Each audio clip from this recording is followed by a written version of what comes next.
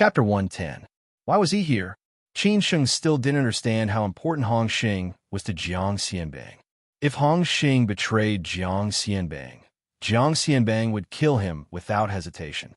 Moreover, with Jiang Xianbang's ability, if he really wanted to find Hong Xing, he could use his connections to do it in a big way. But he just had to find him secretly. Qin Sheng couldn't help thinking that maybe Hong Xing knew too many secrets of Jiang Xianbang. So Jiang Xianbang was so cautious and didn't dare to give up or be high profile. Anyway, there must be a result. As for that thing, he had already forgotten about it. No wonder when Qin Sheng told him that he had made a deal with the Zhang siblings, Jiang Xianbang didn't say anything at all. Now, Qin Sheng finally found Hong Xing, but he didn't know whether he was dead or alive. It was all thanks to the Zhang siblings. The brother and sister of the Zhang family were really not simple. They had prepared 2 fishing boats in advance. At the same time, they had used a drone to patrol the whole island. After confirming the specific location, they would take action after dark. Everything was arranged properly. Qin Sheng did not need to worry about anything at all. As long as Qin Sheng was satisfied, he would not play any tricks. When the time came, he would obediently hand over the family ancient jade. After the 2 fishing boats arrived at the island, they were guarded by special personnel. They would evacuate safely after the mission was over.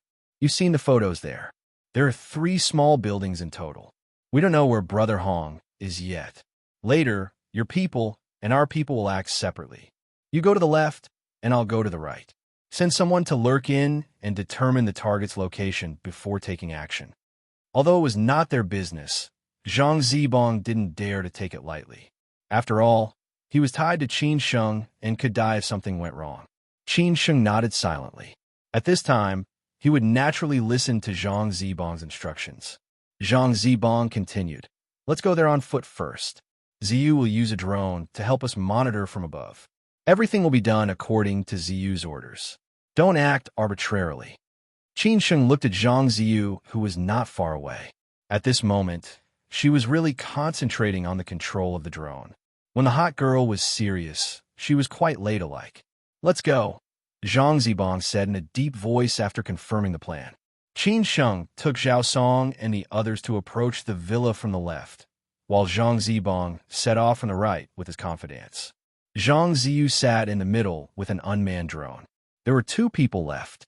When they arrived at their destination, they would drive the fishing boat to Chongfa Ridge to meet them. Qin Sheng led Zhao Song, Hong Tao, and Bai Yong up the mountain unhurriedly. The mountain was not high, and it would only take them 10 minutes to climb over it. The landing point chosen by Zhang Zibong was also the closest place to the villa. At the same time, they avoided the forest in the north, where there were several buildings, and there should be a lot of people living there. 10 minutes later, Qin Sheng and the others finally arrived at the left side of the villa. Zhang Zibong also arrived at the designated place. Zhang Ziyu was not far from Qin Sheng and was commanding the small, unmanned drone on a high ground. From Qin Sheng's side, he could clearly see that the building in the middle was brightly lit. The target should be in that building. The 2 buildings next to it were almost dark. "Ziyu, what's the situation now?" Zhang Zibong asked through the headset. Zhang Ziyu searched carefully twice and said, "There are only 2 people outside the whole villa, just outside the main building. There is no one in other directions. I suggest you get rid of the 2 first. It's better to ask them where the target is." Qin Sheng also heard their conversation. Zhang Zibong said again, "Qin Sheng, do it. I'll be the bait to lure one away. You deal with the other one." Qin Sheng, Zhao Song, and the others quickly went in the direction of the main building. When they approached the main building, they stopped for fear of alerting the enemy. There were a lot of people in the villa, mainly staff members. But when Hong Xing was brought here, most of these staff members were sent away, except for a few. The rest were Rin Zhuan's men. The lights outside the main building were on. 2 men stood outside and chatted. It was very cold outside in this season in Hangzhou. They were shivering in their down jackets. One of them scolded, "I don't know how long we can stay in this desolate place." "What's the use of saying this? It's too early to leave without finishing the task," the other replied. The man who spoke first scolded again. "The man inside is so stubborn. He doesn't say anything until now. In this society, there are still such men. I'm really convinced. I'm convinced too. At this time, Zhang Zibong made a noise. The two looked over at the same time and said, "What's that sound?" "I didn't hear it. Maybe it's pheasants or rabbits." The other man didn't care at all. He didn't expect that there would be other people in this place. They'd been here for 4 or 5 days. Except for this group of people, they didn't even see a ghost. "Let's go and have a look. If there are rabbits or pheasants, we can make some barbecue tonight," the two men said at the same time. Then they went over there at the same time. "There is sh*t in this season." The man laughed and said. Qin Sheng was a little surprised. He didn't expect that the two men had gone there. He immediately said, "They all went there." "That's good. Let's clean up together. Pay attention to the direction of the door," Zhang Zibong ordered. When the two men walked to the side of the main building, Zhang Zibong, who was waiting here, rushed up with his trusted subordinates and took them down directly. They didn't give them any chance to resist. Qin Sheng and others guarded the door of the main building in case someone came out again. A few minutes later, Zhang Zibong also came over with his trusted subordinates. They already knew what they needed to know. The two men had been tied up and thrown not far away. "What did you find out?" Qin Sheng frowned and asked. Zhang Zibong said happily, "Everything we need to know. There are 4 servants and 2 cooks in the building on the left. There are 8 people in the main building, including your brother Hong. Your brother Hong is locked in the basement. It is said that he's been tortured a lot. What should we do next?" Qin Sheng asked. Zhang Zibong took out the gun in his hand with a playful look and showed it to Qin Sheng. "With this, what are you afraid of? There are no weapons inside. Don't worry. Why did you bring this out?" Qin Sheng's face changed slightly. Zhang Zibong said happily, "Just in case." Qin Sheng was very speechless. This made him a little afraid of Zhang Zibong. He was afraid that this man would point the gun at him. First, send a few people to control the servants and cooks in the building on the left in case of leakage. Be careful. Make sure that nothing goes wrong, then we will do it. Zhang Zibong sneered. So Qin Sheng sent Zhao Song and Bai Yong, and Zhang Zibong also sent 2 people. They came back after a while. The group of people were watching TV in the living room. They were all directly controlled and tied up. After everything was done, Zhang Zibong was relieved and said, "Now we can do it. You go in from the 2nd floor, and we rush in from the outside. Then we will cooperate with each other." Qin Sheng nodded.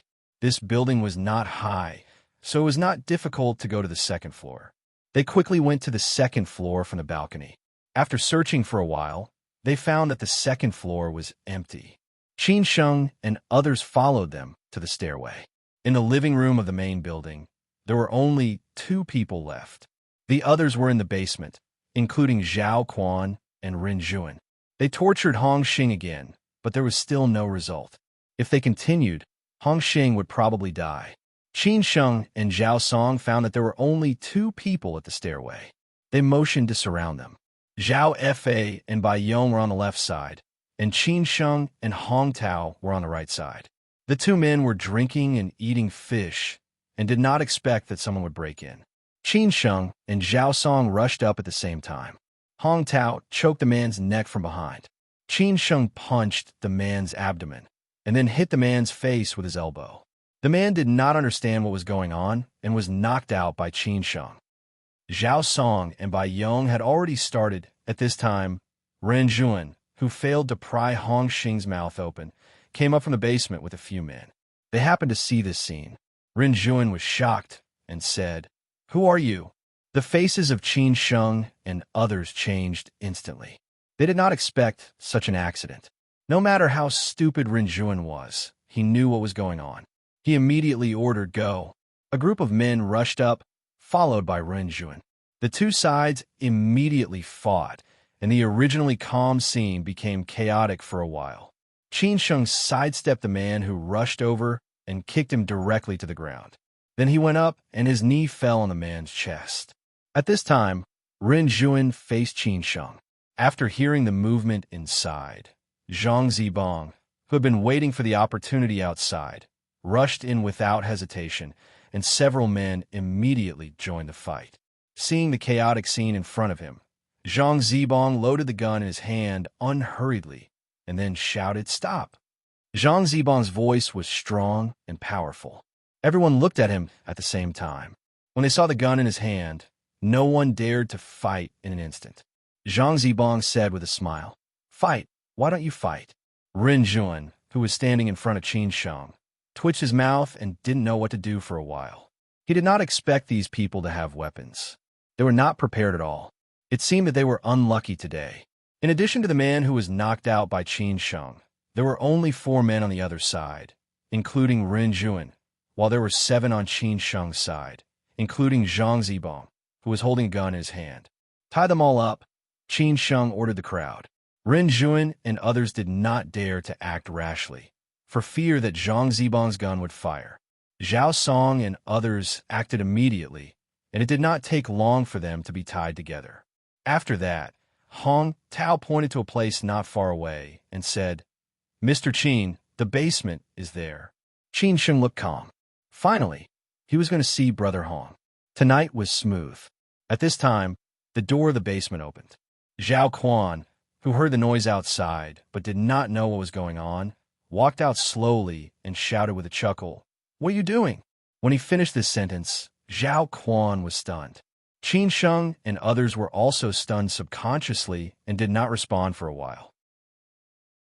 Chapter 111. Investigate. A new month has begun. Please collect your monthly tickets. The basement was behind stairs. There was a secret door. After passing through a corridor, there was another secret door. Qin Sheng did not know who built this villa. However, to be able to build a villa on the island of Qiandao Lake, he must be either rich or respectable. Thinking about it, how could he be an ordinary person who could oppose Jiang Xianbang? Therefore, Zhao Quan, who had been waiting for Hong Xing to speak in the basement, could not hear the specific sounds outside. He could only hear some noises, but he did not take it seriously. After all, Rin Jun and his gang were outside. He came out unguarded. At this moment, the 2 parties met and the scene instantly became awkward. Zhao Quan stood at the door, his face clouded and his eyes flashed with uneasiness. He did not expect Qin Sheng and his gang to find this place. Now the truth was out. Qin Sheng squinted his eyes and his face was full of anger. If Bai Yong was the traitor, then Zhao Quan was the real boss behind the scenes. He should be the mastermind behind everything, including Hong Xing's disappearance and what happened that night in Maijiawu when they just arrived in Hangzhou. However, he still could not understand it. "Third uncle, why are you here?" Zhao Song asked in surprise after coming back to his senses. He had not thought about the things behind the scenes. Zhao Quan, who still did not care about his image and dressed like a refugee, did not say anything. What would he say at this moment? Everything had been in vain. "Brother Zhao, I didn't expect this. I really didn't expect this." Qin Sheng sighed slightly. He had been guessing for the past 2 days, but it was just a guess. There were many illogical things in it. However, now his guess had become the truth. Even if the logic was different, it could not change the truth. Zhao Quan gave up and smiled bitterly. "Little Qin, there's nothing I can't figure out. I lost. F*CKU. You're the real traitor. F*CKU. Hong Tao had already understood. He scolded angrily. Without hesitation, he rushed over and kicked Zhao Quan's abdomen. Zhao Quan flew out directly and lay on the ground in a sorry state. No matter how stupid Zhao Song was, he would still come to his senses. However, Hong Tao was his uncle after all. He wanted to stop Hong Tao, but was held back by Bai Yong. Bai Yong snorted, "Zhao Song, you'd better calm down and think about the consequences." Zhao Song was in a dilemma. Under such circumstances, if he wanted to stand on third uncle's side, it would be no different from declaring war with Qin Sheng. It was impossible for him to rescue third uncle from so many people by himself. In the end, he could only sacrifice his own life. But after all, third uncle was his biological uncle. He could only beg for mercy. "Brother Qin, third uncle already has his own difficulties." Qin Sheng waved his hand and stopped Zhao Song. He could understand Zhao Song's situation, but he had no time to think about these things. He said to Zhang Zibong, who was not far away, "You guys look after them. I'll go down and take a look." "Go ahead," Leave it to me, Zhang Zibong said softly. Of course, he knew Zhao Quan. When he saw Zhao Quan, he already knew what was going on. However, this was Qin Sheng's business and had nothing to do with him. Naturally, he would not intervene. Zhao Song was left in the living room, while Qin Sheng brought Hong Tao and Bai Yong to the basement. When they pushed open the basement door, there was a man guarding Hong Xing inside. At this moment, he was playing with his phone. Hearing the noise, he looked up. When he saw the strangers, he frowned and asked, "You are?" Hong Tao walked over with a smile and said, "Boss asked us to come." The man did not think much at all. He laughed and stood up to welcome them. "Oh, it turns out that you are one of us." When he approached Hong Tao suddenly grabbed his neck, raised his knee, and slammed it 4 or 5 times. Before the man could come back to his senses, his face was already covered in blood, and he fell to the ground. At this moment, Qin Sheng and the others saw Hong Xing, who was tied to the pillar and was badly mutilated. Hong Tao and Bai Yong hurriedly ran over. With red eyes, they exclaimed, "Brother, brother, how are you?" Qin Sheng could not bear to look at Hong Xing's miserable state. He did not expect that this group of people would torture Hong Xing like this. Obviously, Hong Xing did not betray Jiang Xianbang. Otherwise, he would not be treated like this. Hong Xing, who was dispirited, vaguely heard someone calling him brother. He slowly opened his eyes, which were already blurred by blood. It took him a long time to see his family standing in front of him clearly. He instantly became emotional and said, You are finally here. I knew that Mr. Jiang would not give up on me." As he spoke, the old man in his tens of years started to cry. It could be seen how much he had suffered these days. It's okay. Let's go home, go home." Hong Tao hurriedly untied Hong Xing. At this moment, Qin Sheng walked over and said calmly, "Brother Hong, you have suffered." "You." Hong Xing did not know Qin Sheng and looked very confused. Qin Sheng hurriedly explained, "Brother Hong, it was Mr. Jiang who asked me to save you." Hong Xing wanted to say something, but Qin Sheng saw that he was really exhausted and could very likely die at any time. He quickly said, "Brother Hong, don't say anything. Let's talk after we get out of here." After that, Qin Sheng told Bai Yong and Hong Tao, "You two take turns to carry Brother Hong out. Let's get on the boat first." Without saying anything, the two immediately carried Hong Xing out. When they reached the living room, Zhang Zibong saw Hong Xing being carried out and said in a low voice, "Found him?" "Yes." Qin Sheng nodded silently and said, "We can leave now. What about them?" Zhang Zibong pointed at Zhao Song and Zhao Quan, the uncle and nephew. Qin Sheng said thoughtfully, "Let's take them first and deal with them later." "We can't deal with them now." Zhang Zibong agreed with Qin Sheng's idea and asked his men to tie Zhao Quan up. They want to tie Zhao Song up, but were stopped by Qin Sheng. After all, Zhao Song was not involved in this matter. Otherwise, they would not have come here. Qin Sheng still believed in Zhao Song. As for the others present, they could not be bothered. Their bosses could not contact them and would naturally send people over. The group of people evacuated from the villa. 2 boats were already waiting by the lake.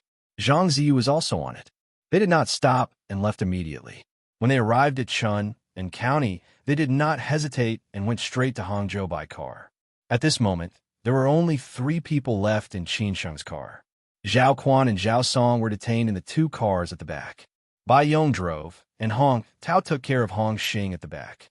Qin Sheng sat in the passenger seat and quickly reported to Jiang Xianbang. In the middle of the night, Jiang Xianbang was still awake.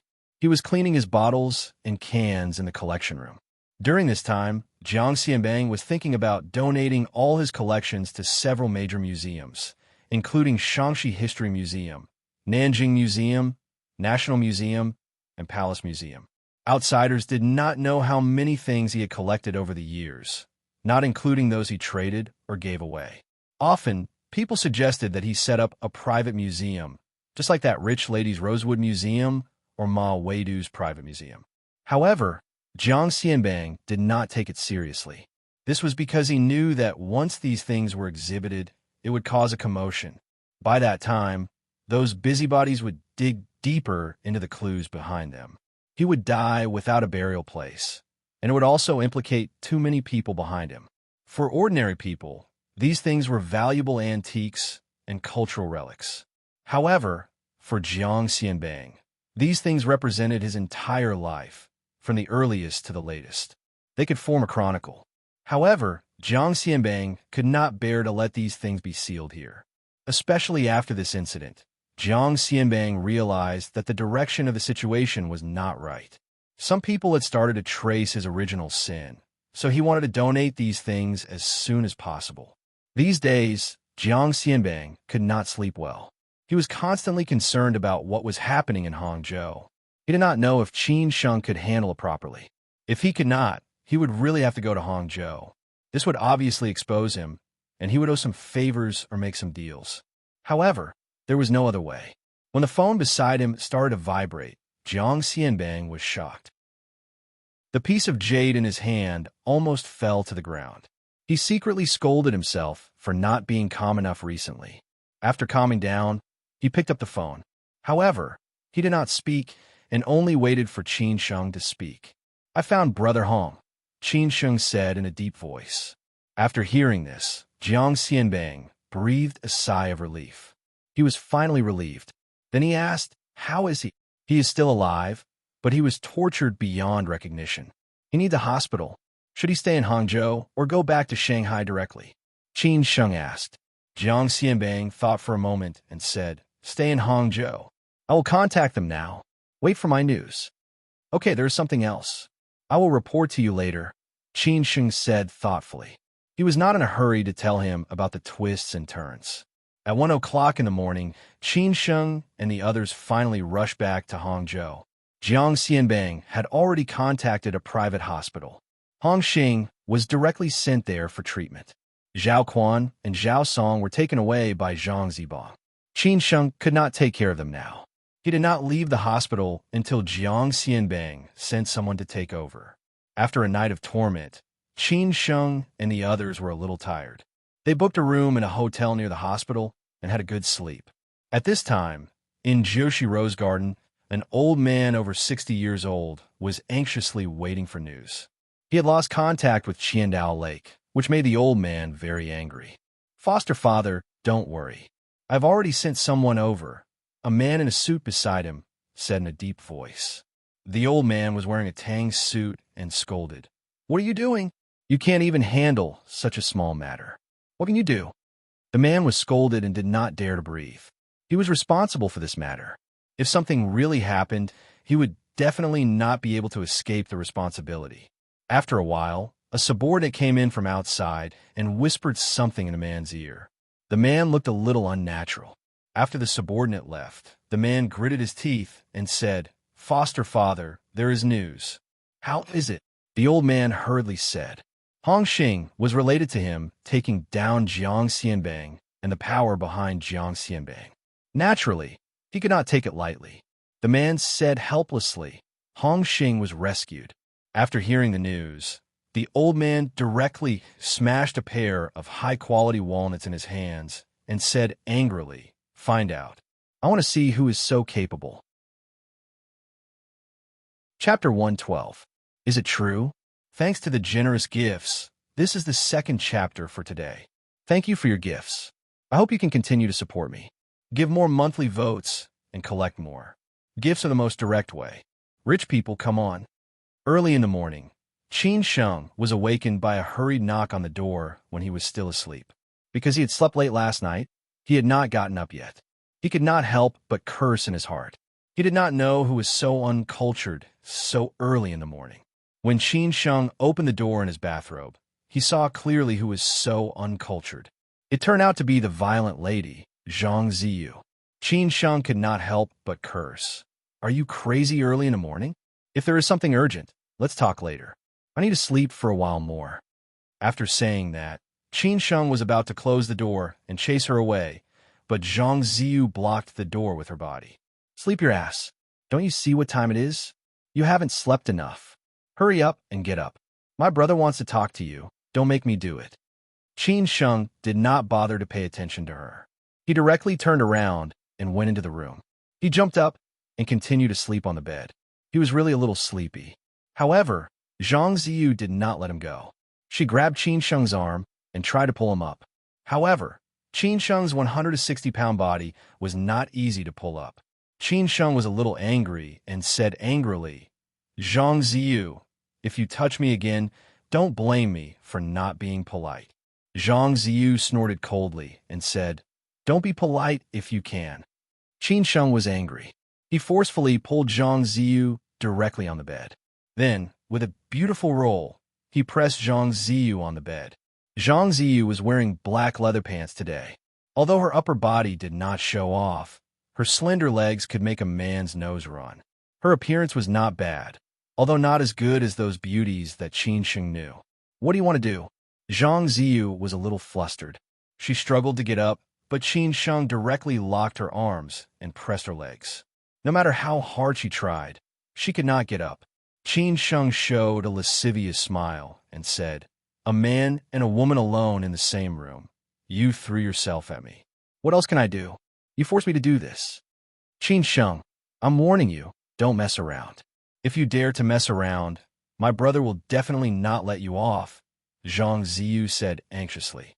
She had been molested by Qin Sheng in the past, which was also the reason why she did not say anything after seeing Qin Sheng.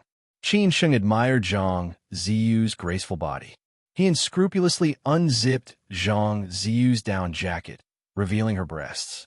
Zhang Ziyu went to the gym every day and practiced yoga at the same time. Her figure. "I will." "You." Zhang. "Qin Sheng, I was wrong. I apologize to you." Zhang Ziyu knew that she was no match for Qin Sheng. If he really wanted to do something, she would not be able to resist. She could only beg for mercy. Qin Sheng licked his lips and said, "Now you know you are wrong. Where's your arrogance just now?" "I am wrong. I'm really wrong. Get up," Zhang Ziyu cried. No matter how fearless she was still a little scared at this moment. Qin Sheng playfully said, "Call me master." "I am wrong. Master, I am wrong." Zhang Ziyu was a little humiliated. "That's more like it." After hearing this, Qin Sheng immediately turned around and let Zhang Ziyu go. After breaking free from Qin Sheng's restraint, Zhang Ziyu was embarrassed and angry. She stood up and punched Qin Sheng. Unfortunately, Qin Sheng directly grabbed her arm and said, "Think carefully. You only have one chance. Let go." Zhang Ziyu calmed down and gritted her teeth. Qin Sheng shook off Zhang Ziyu's arm. Zhang Ziyu stood there with red eyes. Her eyes were about to spit fire, but she could not do anything to Qin Sheng. Qin Sheng left before her. "What are you standing there for? I'm going to take a shower. Do you want to join me?" Qin Sheng stared at Zhang Ziyu and teased her again. Although this silly girl of the Zhang family had a hot personality, she was not bad at heart. It was just that she lacked femininity. Compared with Miss Song, she was totally different. She was a vixen who could charm men to death with just one look. In the end, Zhang Ziyu left in embarrassment and annoyance. She had no choice but to wait outside. Anyway, every time she fought with Qin Sheng, she had never won, especially when Qin Sheng slipped away under her nose several times. This made her very angry. In her eyes, Qin Sheng was a despicable, cunning, sly, lecherous, and wretched villain. After more than 10 minutes, Qin Sheng also came out after taking shower. Hong Tao and Bai Yong had already gone to the hospital. After all, they were more familiar with Hong Xing, so they felt relieved to watch over him. "All right, let's go." After Qin Sheng came out, he shouted to Zhang Ziyu, who was outside. Half an hour later, they arrived at the Western-style building next to Xiang Lake. Zhao Quan and Zhao Song were also here. Zhao Quan was locked in a windowless room, while Zhao Song was upstairs in the bedroom. He basically did not come out except for eating. Qin Sheng had already reported to Jiang Xianbang about what happened during this period. He asked him how to deal with Bai Yong and Zhao Quan, and Jiang Xianbang also gave him an answer. Hangzhou was indeed nice today. The sun shone on the ground. Zhang Zibong was basking in the sun and drinking tea on the rooftop. This trip to Hangzhou was over.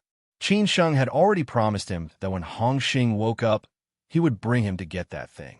However, the most important thing to invite Qin Sheng over today was to get back the Zhang family's ancient jade. What he was most worried about now was that Qin Sheng would cheat him. Therefore, after returning to Hangzhou, he asked someone to keep an eye on Qin Sheng. He could not get through to Qin Sheng's phone in the morning, so he asked Ziyu to look for him personally. I've done what I should do between you and me. I've found the person. Now it's time for you to fulfill your promise, right? Zhang Zibong was rarely relaxed. He squinted his eyes and drank tea. Qin Sheng smiled and said, "Of course, I'm an honest man. I mean what I say. However, it's said that the Zhang family's ancient jade is priceless. You should at least show some appreciation." Zhang Zibong and Zhang Ziyu's faces changed instantly. Zhang Ziyu was furious and said, "Qin Sheng, don't be so shameless. If you don't say it today, don't even think about walking out of here." "Qin Sheng, don't play tricks." Zhang Zibong put down the teacup and stared at Qin Sheng. Qin Sheng laughed and said, "I'm just joking. Look at how scared you are. I'll definitely tell you. Otherwise, you'll chase me to the ends of the earth again." "Then say it." Zhang Ziyu was a little impatient. Now, this was the most important thing. As long as her brother could get the ancient jade, it would be a first-class contribution. At that time, he would definitely be appreciated by the old master and then be entrusted with important tasks. Qin Sheng thought for a while last night and felt that he was at a disadvantage. So he planned a bargain and said, "Lao Zhang, I can tell you where the ancient jade is. But now it's a little troublesome. I may not be able to give you the thing I promised you, because the boss behind me refused my private deal with you and even scolded me. I really don't have the face to see you." "What do you mean?" Zhang Zibong squinted and said. Qin Sheng said slowly, "I can only choose between the ancient jade and that thing. I was also forced to do it. I think you're courting death." Zhang Ziyu directly rushed in front of Qin Sheng and pointed the dagger in her hand directly at Qin Sheng's neck. Qin Sheng was like a dead pig afraid of boiling water. He said, "Anyway, I'm in a dilemma now. If I promise you, the boss will kill me. If I refuse you, you will kill me. We're both going to die. So give me a quick death." "I don't believe that you're really not afraid of death." Zhang Ziyu's dagger in her hand had already reached Qin Sheng's throat. Zhang Zibong's face was livid. He waved his hand and said, "Ziyu, step back." "Brother, he is a rascal," Zhang Ziyu said angrily. Zhang Zibong said angrily, "I asked you to step back." Zhang Ziyu had no choice but to coldly snort a few times and stand aside. She hated Qin Sheng very much, but there was nothing she could do. "Qin Sheng, what do you mean?" Zhang Zibong was not angry, but laughed. Qin Sheng said slowly, "You take a step back and leave me a way out. I promise that you can get the ancient jade, and I will not cheat. I am now in Shanghai, and will take root there in the future.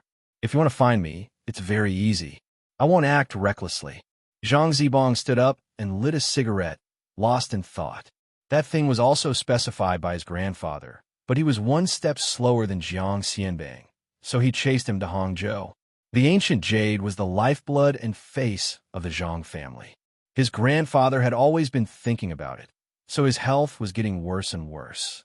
Between the two, obviously he could only choose the ancient jade. There was no need to say more, but he was afraid that someone in the family would talk. If he could get both, the trip to Hangzhou would be perfect, but Qin Zhang Zibong sighed. No matter what Qin Sheng did, even if he killed him, it would not be enough to vent his hatred. How could one life be worth the ancient jade and his future? "Okay, I promise you I can give up that thing, but you must give me the ancient jade. If there are any more twists and turns, Qin Sheng, you can rest assured that I will not do anything for the rest of my life until I kill you," Zhang Zibong said resolutely and decisively. Qin Sheng nodded. Qin Sheng was shocked by Zhang Zibong's words. What kind of hatred did he have? It seemed that Zhang Zibong did not dare to mess around anymore, or he would really fight to the death. Just now, he was just testing Zhang Zibong. If Zhang Zibong did not agree, Qin Sheng had no choice but to hand over that thing. He did not expect that Zhang Zibong would agree, which surprised him a little. It seemed that the family heirloom jade was more important to the Zhang family. "Don't worry, I dare not," Qin Sheng said with a smile. Zhang Zibong said in a low voice, "Can you tell me now?" Qin Sheng looked around at his subordinates, meaning that there were a lot of people, so Zhang Zibong immediately asked everyone to leave, leaving only him and Zhang Ziyu. Qin Sheng sighed and said, "When your two families chased me, you chased me all the way to Qinghai. I hid in a tower temple and knew that I could not take the thing with me. Coincidentally, I met the living Buddha Rako of the tower temple and formed a good relationship. So I gave the ancient jade to the living Buddha Rako and told him that someone would come to get it one day. You go to the tower temple and find the living Buddha Rako. He will naturally give it to you." "Is what you said true?" Zhang Zibong said doubtfully. "Yes," Qin Sheng said without hesitation. Chapter 113. Getting into Trouble. Recommend a TV series. In the Name of the People, the most powerful anti-corruption drama in history. It's all played by a group of veteran actors. You can also read the novel. I finished watching the updated TV series and the novel. This was a profitable business. He had found Hong Xing, completed Jiang Xinbang's task, and kept that thing. The old thing that had lasted for more than 2 years was completely over. Qin Sheng felt very relaxed. He felt that the sun in the early winter was warmer than usual. Qin Sheng was in a good mood. Zhang Zibong did not hesitate and immediately prepared to go to Xining Tower Temple. Zhang Ziyu was left in Hangzhou to deal with the trivial matters.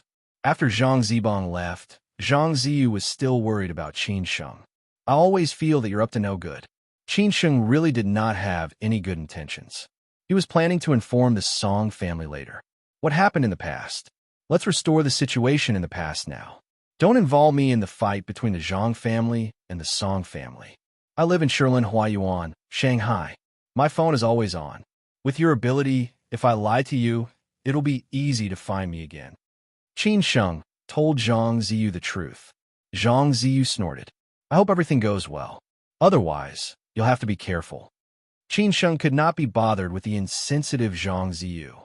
After asking where Zhao Song and Zhao Quan were, he went downstairs to deal with the two troublemakers. In the bedroom downstairs, Zhao Song did not eat for the whole day.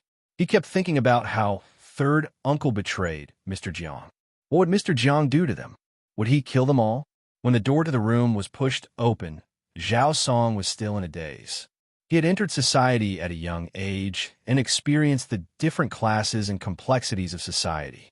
This made him much more mature than his peers.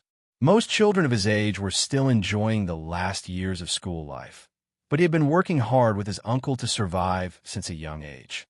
Perhaps he was more suited for this kind of life, or perhaps he deserved a better life, but there was never a second chance in life. After choosing a path, he could only continue moving forward. "What are you thinking about?" Qin Sheng whispered. Zhao Song finally came back to his senses. The room was full of cigarette butts, and the curtains were drawn. It was as if his life had fallen into darkness. Seeing Qin Sheng come in, Zhao Song quickly got up and said, "Brother Qin, you're here. If I don't come, I'm afraid you'll take things too hard." Qin Sheng gave Zhao Song a cigarette, planning to have a good chat with him. Zhao Song lit up his cigarette and took the initiative to light it for Qin Sheng. Although he was a man of few words, he was very perceptive. Perhaps he had been influenced by his uncle. "Brother Qin, how does Mr. Jiang plan to deal with my third uncle?" Zhao Song couldn't help but ask. Qin Sheng asked back, "What do you think?" Zhao Song's eyes flickered with worry. He trembled and said, "You're not going to kill my third uncle, are you?" Qin Sheng laughed out loud. He guessed that both Zhao Song and Zhao Quan were thinking the same thing. When Qin Sheng asked how he should deal with this pair of uncle and nephew, Jiang Xianbang hesitated for a moment and finally gave an answer that surprised Qin Sheng. This was not in line with Jiang Xianbang's usual style of doing things. Qin Sheng did not ask much and just did as he was told. "Brother Qin, what are you laughing at?" Zhao Song asked, puzzled. Qin Sheng explained, "I'm laughing at your good luck. Mr. Jiang has let you off. Considering that there were no major problems this time, Brother Hong is fine, everything is still there, and your uncle has been with him for so many years, he asked your uncle to retire and go home. Don't do this anymore. Otherwise, if he finds out, he won't give you a second chance." "Really? Mr. Jiang really said that?" Zhao Song was a little excited. This result was far beyond his expectations. If it was true, it would be great. Zhao Song, who was usually a man of few words, had an excited smile on his face. Qin Sheng smiled bitterly and said, "Why would I lie to you? I'll ask him about some things later. Then he can leave. He has to leave Hangzhou within 3 days." "That's great. Thank you, Brother Qin." "Thank you, Mr. Jiang," Zhao Song said incoherently. He had been worried since last night. If his uncle died, he really didn't know what to do. Qin Sheng sighed and said, "Zhao Song, if your uncle goes back, where will you go?" After spending a few days together, Qin Sheng admired Zhao Song, so he had some considerations. "Me?" Zhao Song instantly fell into confusion. Qin Sheng recalled the conversation he had with Zhao Song when he first got to know him. He smiled and said, "Didn't you tell me that your uncle would retire after working for another 3 years? By then, you would go back to your hometown and start a small business. After that, you would get married and have children." "Brother Qin, I don't want to go back." Zhao Song suddenly looked up at Qin Sheng and said very sincerely. Qin Sheng was puzzled and asked why. "I came from a small place, and I don't want to go back. I was joking with you in the past. Uncle does plan to retire, but I want to stay in the big city. I want to make a name for myself," Zhao Song said firmly. "Then what? Your uncle is gone. How are you going to make a name for yourself?" Qin Sheng laughed and said. Zhao Song didn't know if he grabbed onto a rope in his confusion, or if he had identified Qin Sheng. He gritted his teeth and said, "Brother Qin, I'll follow you from now on. I think you'll definitely achieve something." "Me?" Qin Sheng suddenly laughed out loud and said, Zhao Song, I don't even know what to do. How can I care about you? I think you're just trying to find a doctor in a desperate situation." "Yes, but not exactly." Zhao Song shook his head and said, "Mr. Jiang trusts you, and I admire your way of doing things. I think I can trust you. Moreover, I have nowhere to go now.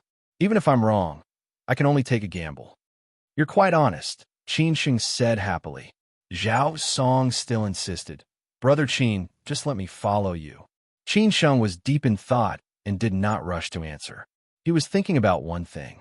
Jiang Xianbang was grooming him to be his successor. He really needed his own people to do some things. Zhao Song had followed Zhao Quan for so many years. He should have some understanding of some things. Maybe it would be useful. After a long time, Qin Sheng finally raised his head and stared at Zhao Song. "You can follow me, but I don't have the ability to help you make a name for yourself now. You have to endure it slowly, but I have a request." "What request?" Zhao Song asked seriously. Qin Sheng said in a low voice, "Absolute loyalty. If you learn from your uncle, I'll definitely kill you with my own hands." "Okay," Zhao Song replied without hesitation. Of course, Qin Sheng would not believe such cheap loyalty. It was just that Zhao Song was useful to him. So he said, "After your uncle leaves, you stay in the hospital to look after Brother Hong. Wait for my arrangements in the future." After saying this, Qin Sheng got up and left. Zhao Song had brains, skills, and a pretty good appearance. He would definitely be useful in the future. After leaving Zhao Song's place, Qin Sheng went to Zhao Quan's place. Zhao Quan's windowless room had the lights on. There was a bottle of Nulinshan Erguo 2 on the table, but it was almost empty. There were still some leftovers from outside. He was much more relaxed than Zhao Song. "Are you here to send me off?" Zhao Quan, who was leaning against the bed, said absent-mindedly. Qin Sheng did not deny it. He nodded and said, "Yes, on behalf of Mr. Jiang." "Then do it. I'll take responsibility for my own actions. This is the path I chose. I've lost, and I'll bear the consequences. However, this has nothing to do with Zhao Song. I hope you won't take it out on him." Zhao Quan was a man of his word, but he was also worried for Zhao Song. This was what he was most afraid of. "Of course we won't take it out on him. You can rest assured," Qin Sheng said with a smile. Then, he pulled a chair over and sat down, ignoring the dust on it. He said, "But before that, I have a few things to clarify. Mr. Jiang also wants to know." "Ask away," Zhao Quan said casually, without even lifting his head.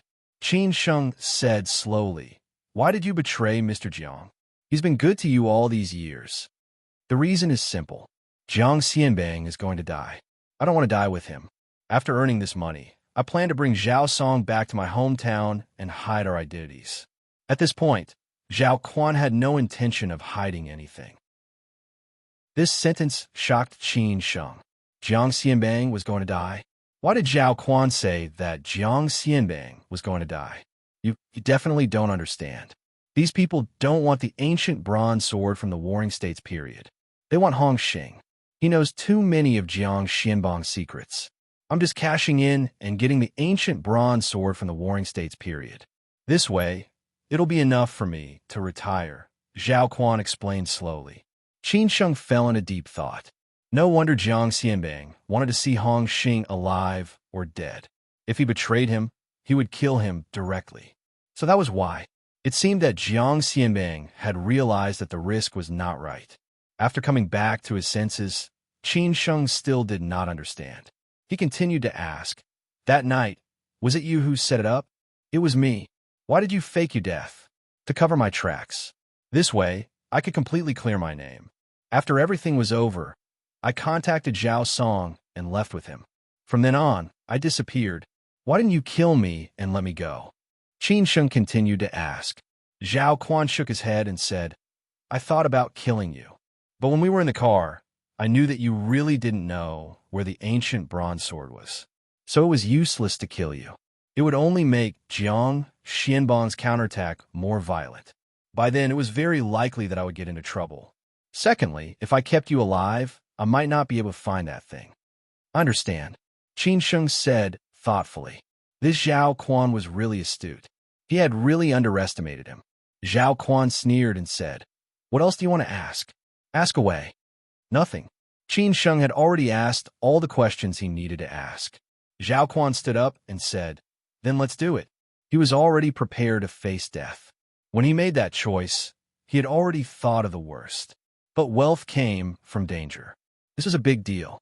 However, at this time, Qin Sheng suddenly said, "You go. Mr. Jiang will let you go. Leave Hangzhou and wash your hands of the world.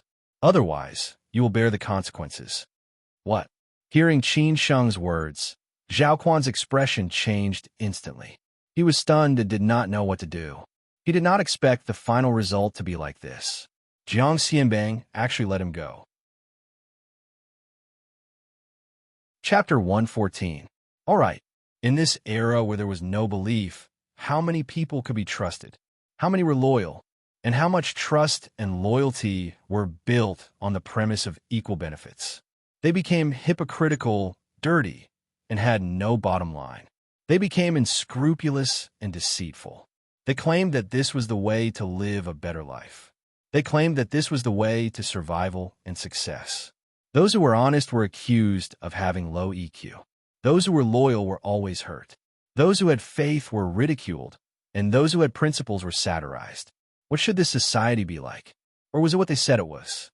Qin Sheng was confused sometimes, but he firmly believed that those who stick to themselves and never forget their original intentions would become a flower that would never wither in this world. Qin Sheng found Zhao Quan's reason and Zhao Song's loyalty a little ridiculous, but he could not do anything about it. When they deviated from the right track, it was destined that this day would come. Jiang Xianbang said that he would let them go, so Qin Sheng would let them go. After all, his matter was over. After leaving the place, Qin Sheng took out his phone and found a number that he had not contacted for a long time. He sent a message. "Your Song family's ancient jade is in Shining Tower Temple. Please look for the living Buddha Rocco. No need to thank me. I am Lei Feng." This number belonged to the fox's fiancée, Miss Song. Not long after, there was a reply, "Who are you?" Qin Sheng did not respond. After a while, there was a reply, "Are you Qin Sheng?" Qin Sheng still ignored it. Then there was a call. Qin Sheng rejected it directly. At least for now, he did not want to be entangled with the past.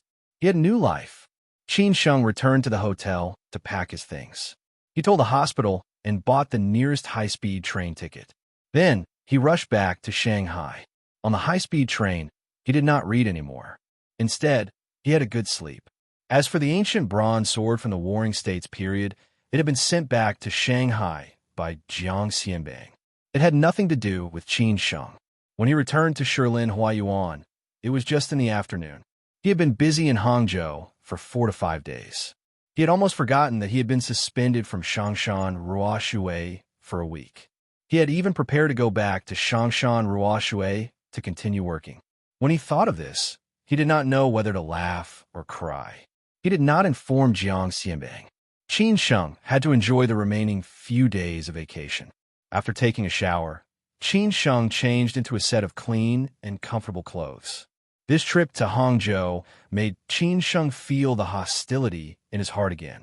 Fortunately, he managed to restrain himself and did not kill anyone in Hangzhou.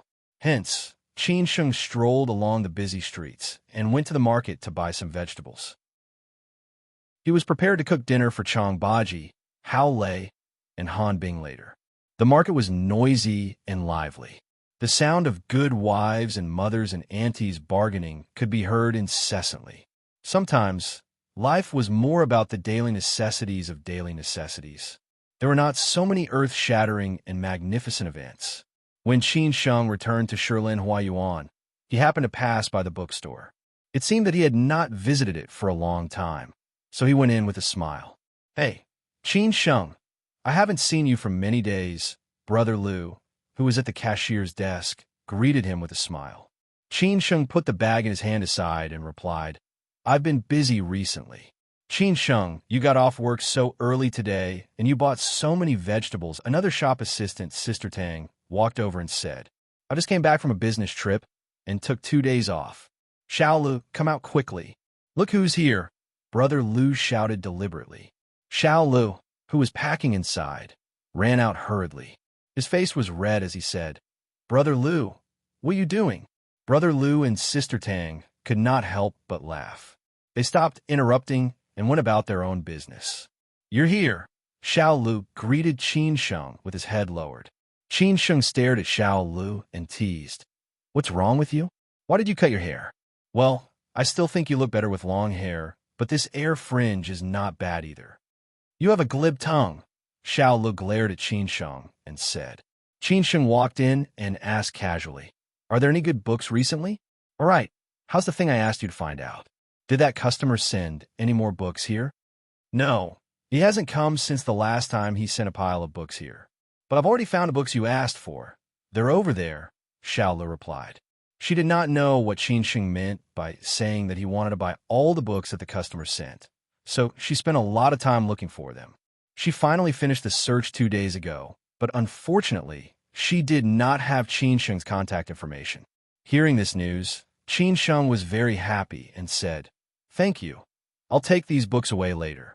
Also, if that customer comes again in the future, help me get his contact information. As long as he sends books here, I'll buy them all." "Oh, you still know how to say thank you?" Xiao Lu mocked. However, she remembered Qin Sheng's matter. Qin Sheng should be the most loyal customer of this bookstore now. Xiao Lu especially liked men who liked to read, always feeling that they had a kind of scholarly aura. However, the mysterious boss who only came once or twice a year had once said, "Most righteous people are those who butcher dogs, but merciless people are always scholars." Qin Sheng knocked on Xiao Li's head out of curiosity, which made Xiao Li's face turn even redder. He ignored it and walked in alone to see what other books he could find. After staying in the bookstore for half an hour, he found 2 history books. One was The Resurgence of the 2 Dynasties from the Song Dynasty, and the other was The Records of the Ming Dynasty from the Ming Dynasty. Anyway, every time he came here, he would find something. Although this bookstore was not big, there were many books inside. After packing all the books of that customer, including these 2 books, he spent a total of less than 400 yuan.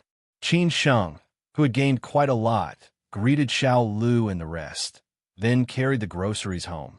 When he reached home, he called Han Bing and Chang Baji, saying that he had returned from Hangzhou and would be cooking tonight.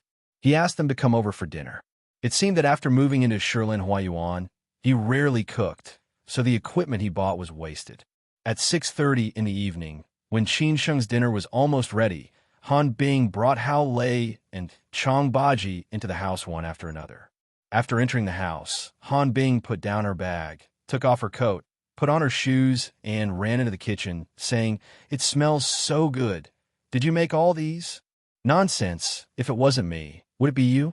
Qin Sheng curled his lips and said proudly, "Don't tell me you ordered takeout." Han Bing said disapprovingly when she saw Qin Sheng being so cocky. Before Qin Sheng could refute, Han Bing pointed at him and said, "That's what you said about me last time." Qin Sheng could not be bothered and continued to focus on cooking. Han Bing tied up her long hair, rolled up her sleeves, and said, "What do you need help with?" "No need, sit outside and wait. This is the last dish. Dinner will be ready soon." Qin Sheng pushed Han Bing out directly, afraid that she would make trouble. Although she could cook, she could only eat. Han Bing did not insist. As an independent woman with good taste in the new era, Han Bing did not want to become an old woman at an early age. If that happened, her husband would despise her. After washing his hands, he sobered up the red wine he brought. Not long after, the last dish was ready.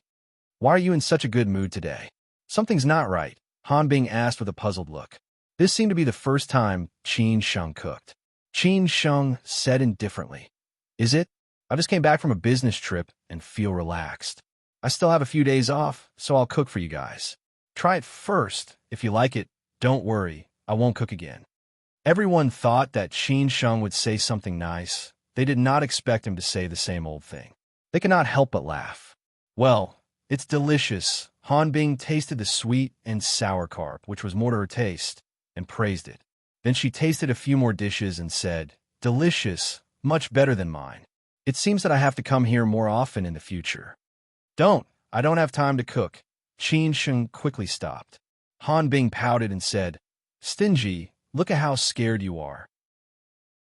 After they clinked glasses, Chong Baji said calmly, "Is everything going well in Hangzhou?"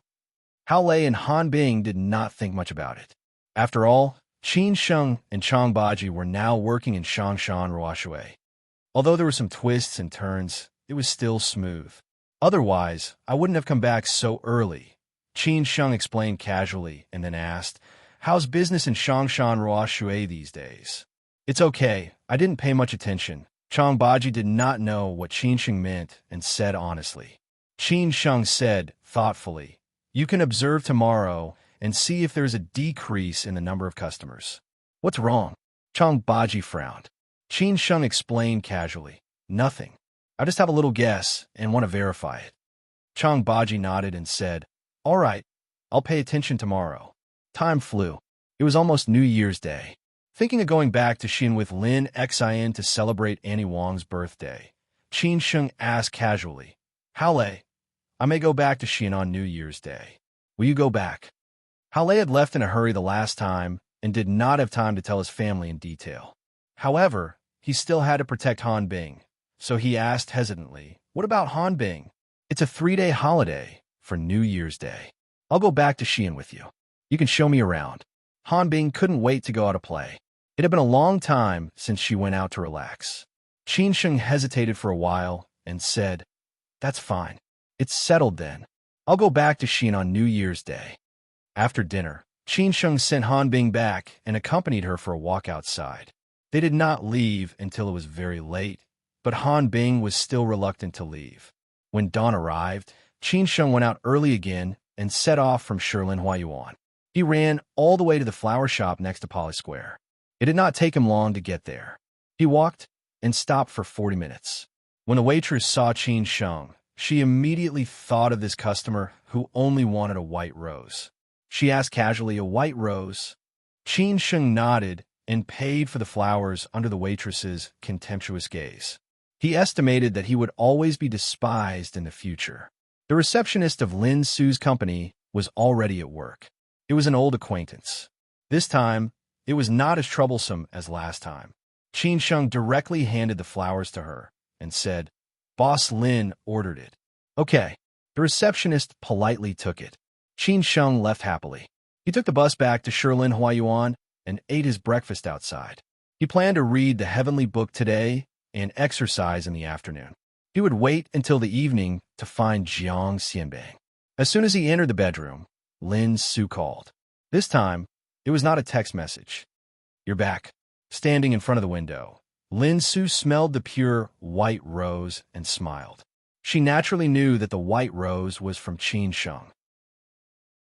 It meant that Qin Sheng had returned from his business trip. Since he was willing to give it to her, she would not stop him. Qin Sheng said happily. I just came back last night. What are you doing at noon? Lin Su, who was in a bad mood, planned to give herself half a day off. Qin Sheng shook his head and said nothing. Treat me to hot pot, Lin Su said very directly. For any man, if the goddess in his heart took the initiative to invite him, he would have to be stupid to refuse. Chapter 115. Why not? Begging for monthly votes, begging for monthly votes, begging for monthly votes. It was said that one had to be bold, careful, and thick-skinned to woo a woman.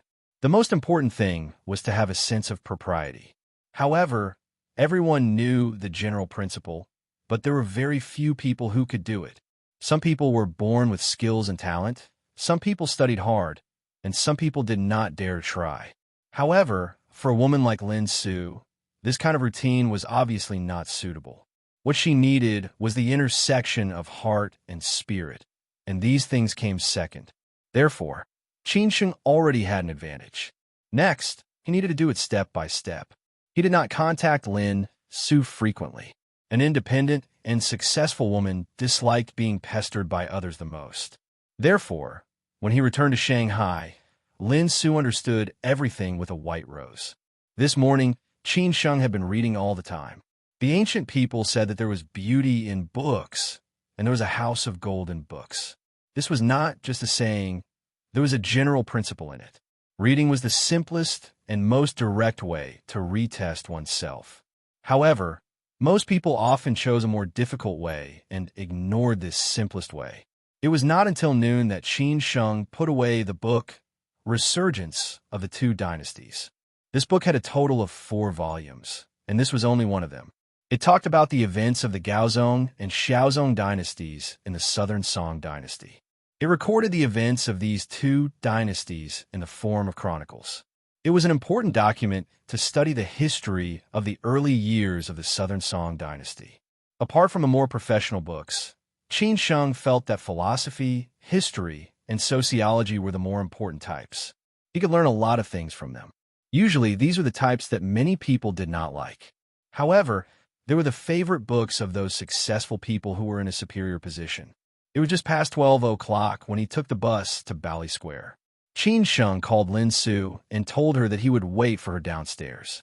Lin Su said that she would come down later, as she still had some things to deal with. The weather in Shanghai was not good today. The weather forecast said that there would be rain and snow, so Qin Sheng brought an umbrella. As expected, it was already raining in the winter, mixed with 1 or 2 snowflakes.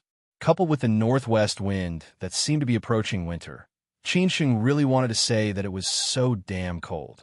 This was much colder than the winter in Xi'an. No wonder there were only a few people coming out of the Poly Plaza office building at this time. On the other hand, the delivery guys were unstoppable. Life really wasn't easy. Qin Sheng was in a daze. He planned to go shopping with Xin these 2 days and buy some warm clothes and cosmetics for this girl. All girls loved to be beautiful, but Qin knew that Xin would definitely not be willing to spend money recklessly. He could not take himself seriously, but he definitely loved this sister very much. Hearing Lin Su's voice, Qin came back to his senses. He saw that Lin Su was walking over. She did not even take an umbrella with her. The cold wind blew her hair, and even her coat and scarf could not block out the cold wind. Hence, Qin hurriedly ran over. Qin complained, "You didn't even take an umbrella with you." Lin Su tied up her hair casually and said, "I didn't expect it to rain today. It's so cold outside. I'm sorry to have kept you waiting for so long. You don't have to be so polite. We are old acquaintances." Qin did not care at all, just like most men. Lin Su teased him on purpose. "Then you're doing this to an old acquaintance." Qin smiled awkwardly and said, "This is called the pavilion closest to the water enjoys the moonlight first. Come on, you're still the same as before, always full of nonsense. Let's go, I'm starving. You owe me a hot pot. Don't think of delaying anymore." Lin Su wrapped her coat tightly and said in a sweet voice. There was only one umbrella. It was inevitable that there would be some body contact when the 2 of them were fighting. Qin tried his best to hold it for Lin Su. In this cold Shanghai, this scene was somewhat romantic. One of the scenes that Qin Sheng used to be most envious of was a couple walking in the rain with an umbrella. However, the two of them had only walked a few steps when a man stopped Lin Su and shouted, "Lin Su." Lin Su raised her head and looked at the man. She did not expect him to come back. This scene was somewhat awkward. Lin Su frowned slightly and said, "Chaozong, why are you here? Why didn't you pick up the phone?" Yin Chaozong's face was livid, especially when he saw Qin Sheng next to her. However, he only took a quick glance at Qin Sheng and completely ignored him. To him, any man around Lin Su was not good enough to be a competitor. Ignoring him was the greatest humiliation. Lin Su was in a bad mood because of her relationship with Yin Chaozong. A few days ago, her grandmother came to Shanghai to discuss the marriage with the Yin family. Old Madam personally came, which put a lot of pressure on her. However, Lin Su also talked to her grandmother. She did not have any feelings for Yin Chaozong. They were more like friends. What her grandmother meant was that feelings could be cultivated slowly. Didn't your grandfather, your parents, and I all go through this way? Later on, our relationship was very good. The final result of this matter was that old Madam took a step back. If Lin Su could find a better one, if he could satisfy the Lin family, then the marriage with Yin Chaozong would be canceled. At that time, she would personally talk to Old Master Yin. After all, Old Master Yin was not an unreasonable person. He did not care much about the matters of his children and grandchildren. However, the problem now was that Lin Su had no interest or feelings for Yin Chaozong, but Yin Chaozong liked Lin Su very much. He had already treated her as his future wife. Because of this, those pursuers around Lin Su left in a hubbub.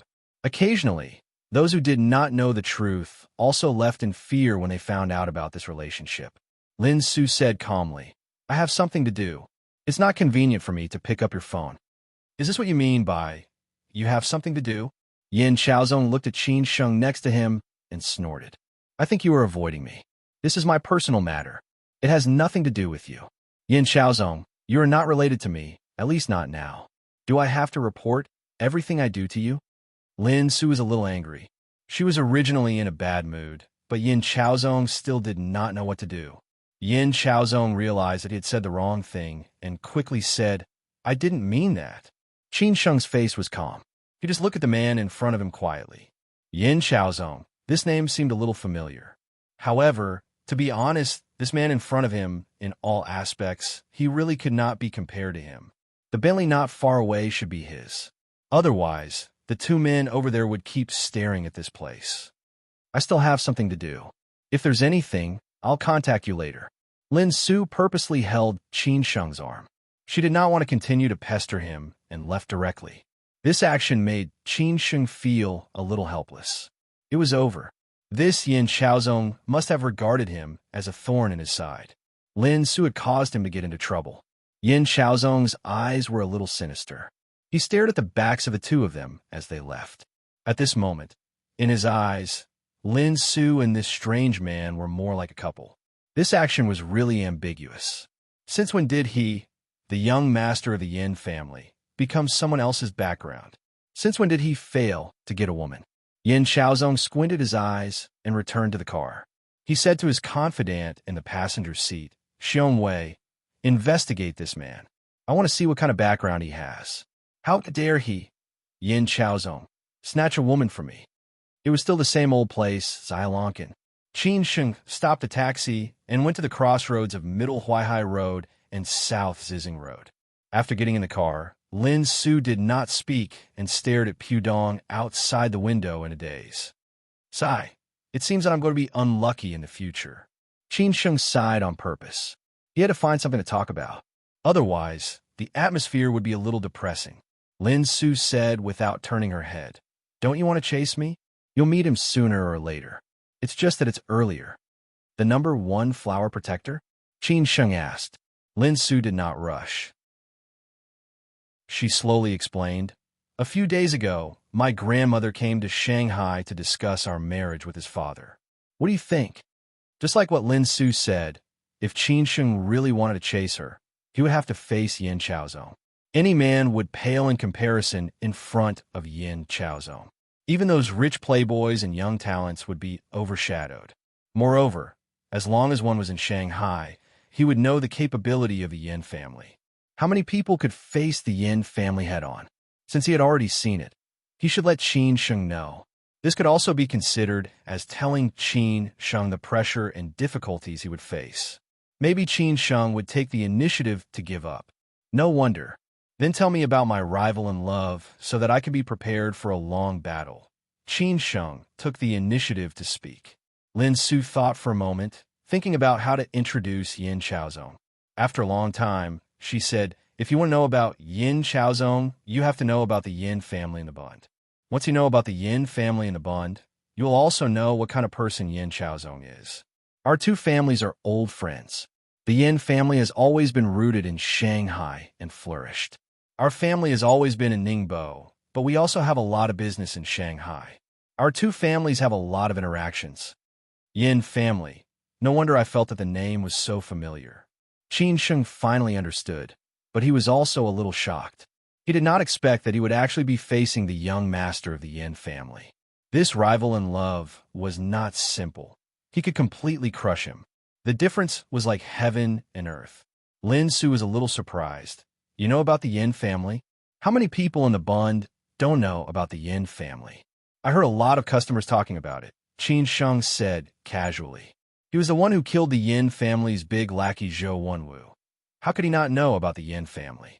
At this time, Lin Su stared at Qin Sheng seriously and said, Are you afraid? You probably won't believe me even if I say I'm not.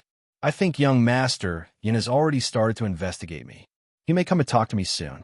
If he can't come to an agreement, then he will use threats and all kinds of tricks. How can I not be afraid? Qin Sheng said honestly. Lin Su could not help but smile bitterly. Then are you still going to chase him? Of course, why not? Qin Sheng said resolutely. If a man could even give up the woman he liked, then what else could he not give up? Qin Sheng would never do this kind of thing. Lin Su was very confused. Aren't you afraid? Why are you still going to chase him? Just because he is the young master of the Yin family, I have to take the initiative to give up on you? Is it because I'm afraid that I don't dare to chase you? It doesn't make sense. Since I said that I want to chase you, I've already thought about everything that I will face. Unless one day you say that you have completely rejected me, then I will give up, Qin Sheng said word by word. Not every man could say such words at this time. At least Lin Su had not met one so far. They would always be beaten down by their own or the external pressure and could only give up in the end. Lin Su stared at Qin Sheng and was speechless for a long time. Chapter 116. Offend. Begging for monthly votes, begging for collection.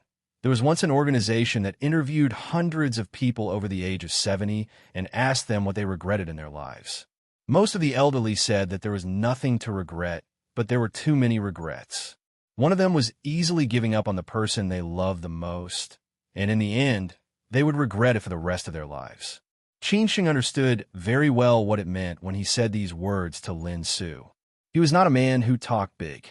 To him, promises and trust were more important than anything else.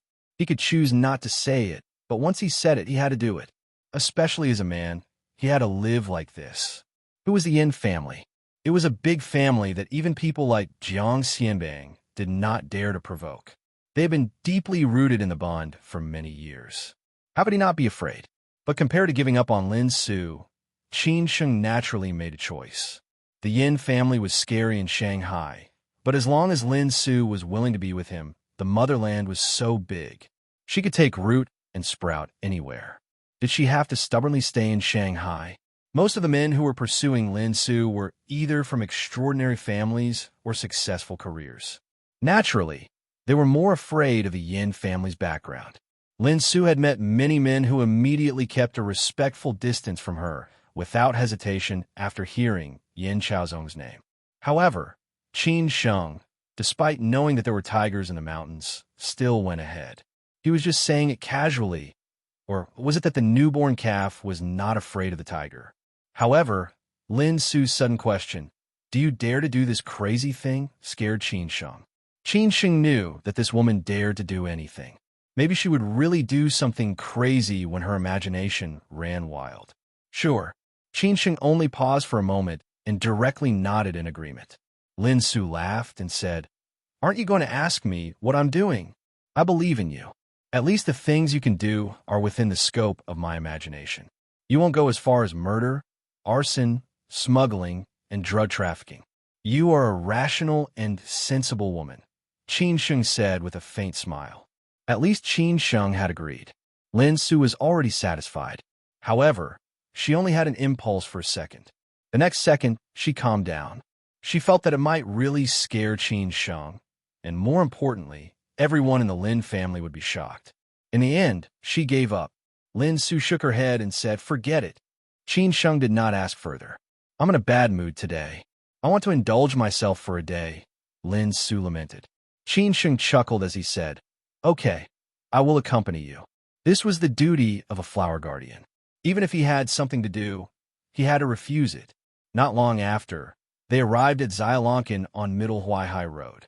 This time, Lin Su did not stand him up again. There were not many people eating. The two of them chose a table by the window and ordered the same dishes as last time. Hot pot was the lover of winter. On such a cold, rainy day, this hot pot was really comfortable. After finishing the hot pot, Qin Sheng took the initiative to ask, "What do you want to do next?" Lin Su turned her head and stared at Qin Sheng as she said deliberately, "Woman, when you're happy, you go shopping. When you're unhappy, you go shopping. Moreover, there's a free coolie like you. It'd be a pity if we don't use it." Qin Sheng said half-jokingly, "Fine, I'll accompany you. Even if you want to commit murder and arson today, I'll accompany you. It's my honor to go shopping with a beauty." They did not go to Lujiazui, nor did they go to the busy Nanjing Road. In the end, they chose Xintiandi. Women shopped aimlessly, and Lin Su was the same. The two of them strolled in the shopping mall of Xintiandi, stopping and walking. Lin Su did not care about the price when she bought things. She only cared about whether it was suitable for her. The first item might cost thousands or tens of thousands, and the second one might only cost dozens of yuan. This time, they really shopped for 3 hours. Qin Sheng's body was full of big and small bags, which made him somewhat regret agreeing to go shopping. However, he had to finish his act even if he had to hold back his tears. Luckily, Lin Su finally said that they would stop here for today. In 3 hours, Lin Su spent 20 or 30,000 yuan, which was naturally nothing to her. She did not ask Qin Sheng to pay for her. Qin Sheng did not pretend to be rich. After all, he was not her boyfriend yet, and Lin Su would not allow him to do so. "For the sake of your hard work today, what do you want? I can give you a gift." Lin Su took the initiative to open her mouth. She was somewhat embarrassed. She had never let a man go shopping with her. She seldom went shopping, but occasionally bought a few clothes. It was already unprecedented for her to do this today. Qin Sheng did not take the opportunity to answer. He smiled and declined, "Forget it, I don't need anything. I'll save some money for you. I don't like to owe others. Since you accompany me shopping, I should give you a gift," Lin Su stubbornly said. Otherwise, she would really be embarrassed. Qin Sheng felt that his relationship with Lin Su was progressing well since he could accompany her shopping. After spending a day together, they became more familiar with each other.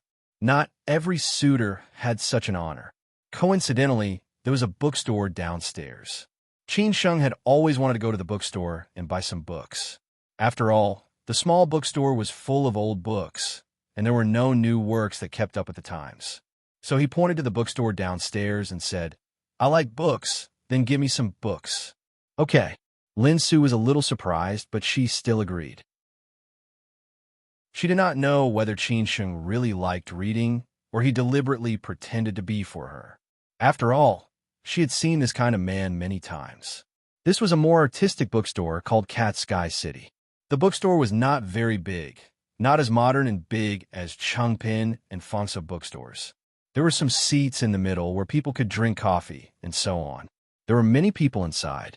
After Qin Sheng and Lin Su came in, they naturally became the focus of the whole scene. There were many beautiful women inside. However, as soon as Lin Su appeared, she instantly won the laurel. The men's eyes were all wide open.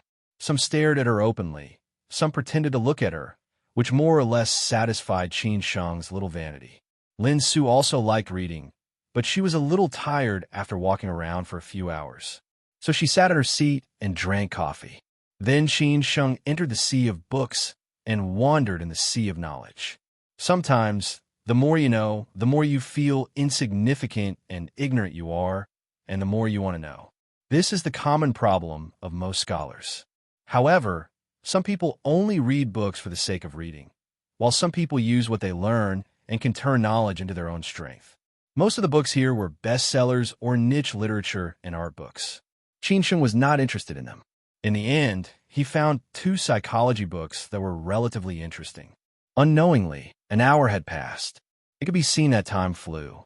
I didn't pay attention to the time, Qin Sheng said embarrassedly after coming over with 2 books. Lin Su shook her head and looked at Qin Sheng.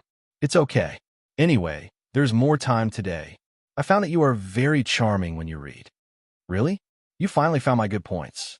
Don't worry, you'll find more in the future, Qin Sheng said shamelessly. Lin Su sighed helplessly. Such a good atmosphere was broken by you just like that. Qin Sheng sat down with a face full of smiles and ordered a glass of juice. Why only 2 books? Lin Su picked up the book Qin Sheng chose and was puzzled. After all, he had read for an hour. Qin Sheng said casually, there are fewer books here, and they are all bestsellers. I like books with depth. Oh, your taste is not bad. Then you could go to Zhongshuj or Qingpin. There are more books and more comprehensive books there, Lin Su suggested. Qin Sheng nodded and said, I have this idea recently. I plan to go to the bookstore and buy some interesting books to enrich myself. Except for work and fitness, I spend most of my time reading. These days, there are not many young people like you, Lin Su said appreciatively. She roughly looked through the books Qin Sheng chose and felt that they were quite interesting. Qin Sheng passed the book to Lin Su, meaning that she could pay the bill now. Lin Su took the book and rolled her eyes at Qin Sheng. Then, she went to pay the bill. This made all the men present admire her very much. This girlfriend was really well trained. After Lin Su paid the bill, Qin Sheng had already picked up the big and small bags and asked, Where to next, my Miss Lin? Let's eat. I'm hungry. Lin Su pursed her lips and smiled. Qin Sheng remembered that the Japanese restaurant where he ate with Xiading Xinxin last time was here, so the 2 went there to eat Japanese food. Qin Sheng paid for the hot pot at noon, so Lin Su naturally wanted to treat Qin Sheng to dinner. Qin Sheng did not stand on ceremony. They chatted and laughed. After eating and drinking to their heart's content, Lin Su was finally in a good mood. However, what they did not know was that from the moment they left Poly Square, Yin Xiaozong had sent people to keep an eye on them. Yin Xiaozong knew their every move. This time, Qin Sheng had completely offended Yin Xiaozong. After dinner, after coming out of New World, Qin Sheng thought it was over. He took a long breath and said, I'll send you home. Why go back to? Lin Su frowned, which meant that today was not over. Qin Sheng was stunned, then deliberately played dumb and said, not going home. Are we going to stay in a hotel? This is going a little too fast. I can't accept it. Lin Su looked surprised and understood that Qin Sheng was deliberately joking with her. She said angrily, What are you thinking in your head? Qin Sheng laughed and said, Then what do you want to do? Today I will risk my life to accompany you. Let's find a bar to drink. I want to hear you sing, Lin Su said simply and directly. She said that she wanted to indulge herself. Of course, she was not just saying it. This sentence seemed a little familiar. Su Qin used to say this when she was in a bad mood, but she did not say the first half. Qin Sheng agreed without hesitation. Okay, let's go. With Lin Su, Qin Sheng naturally could not go to Young Bar again. Since he knew that the new boss at Young Bar was Su Qin, Qin Sheng never went there again. Therefore, the place Lin Su found was in North Xinyiandi, where there were many bars. Compared with other places, it was a little quieter. However, obviously the style of the bar here was not the folk bar that Qin Sheng liked. They were all European-style bars with a strong Shanghai style.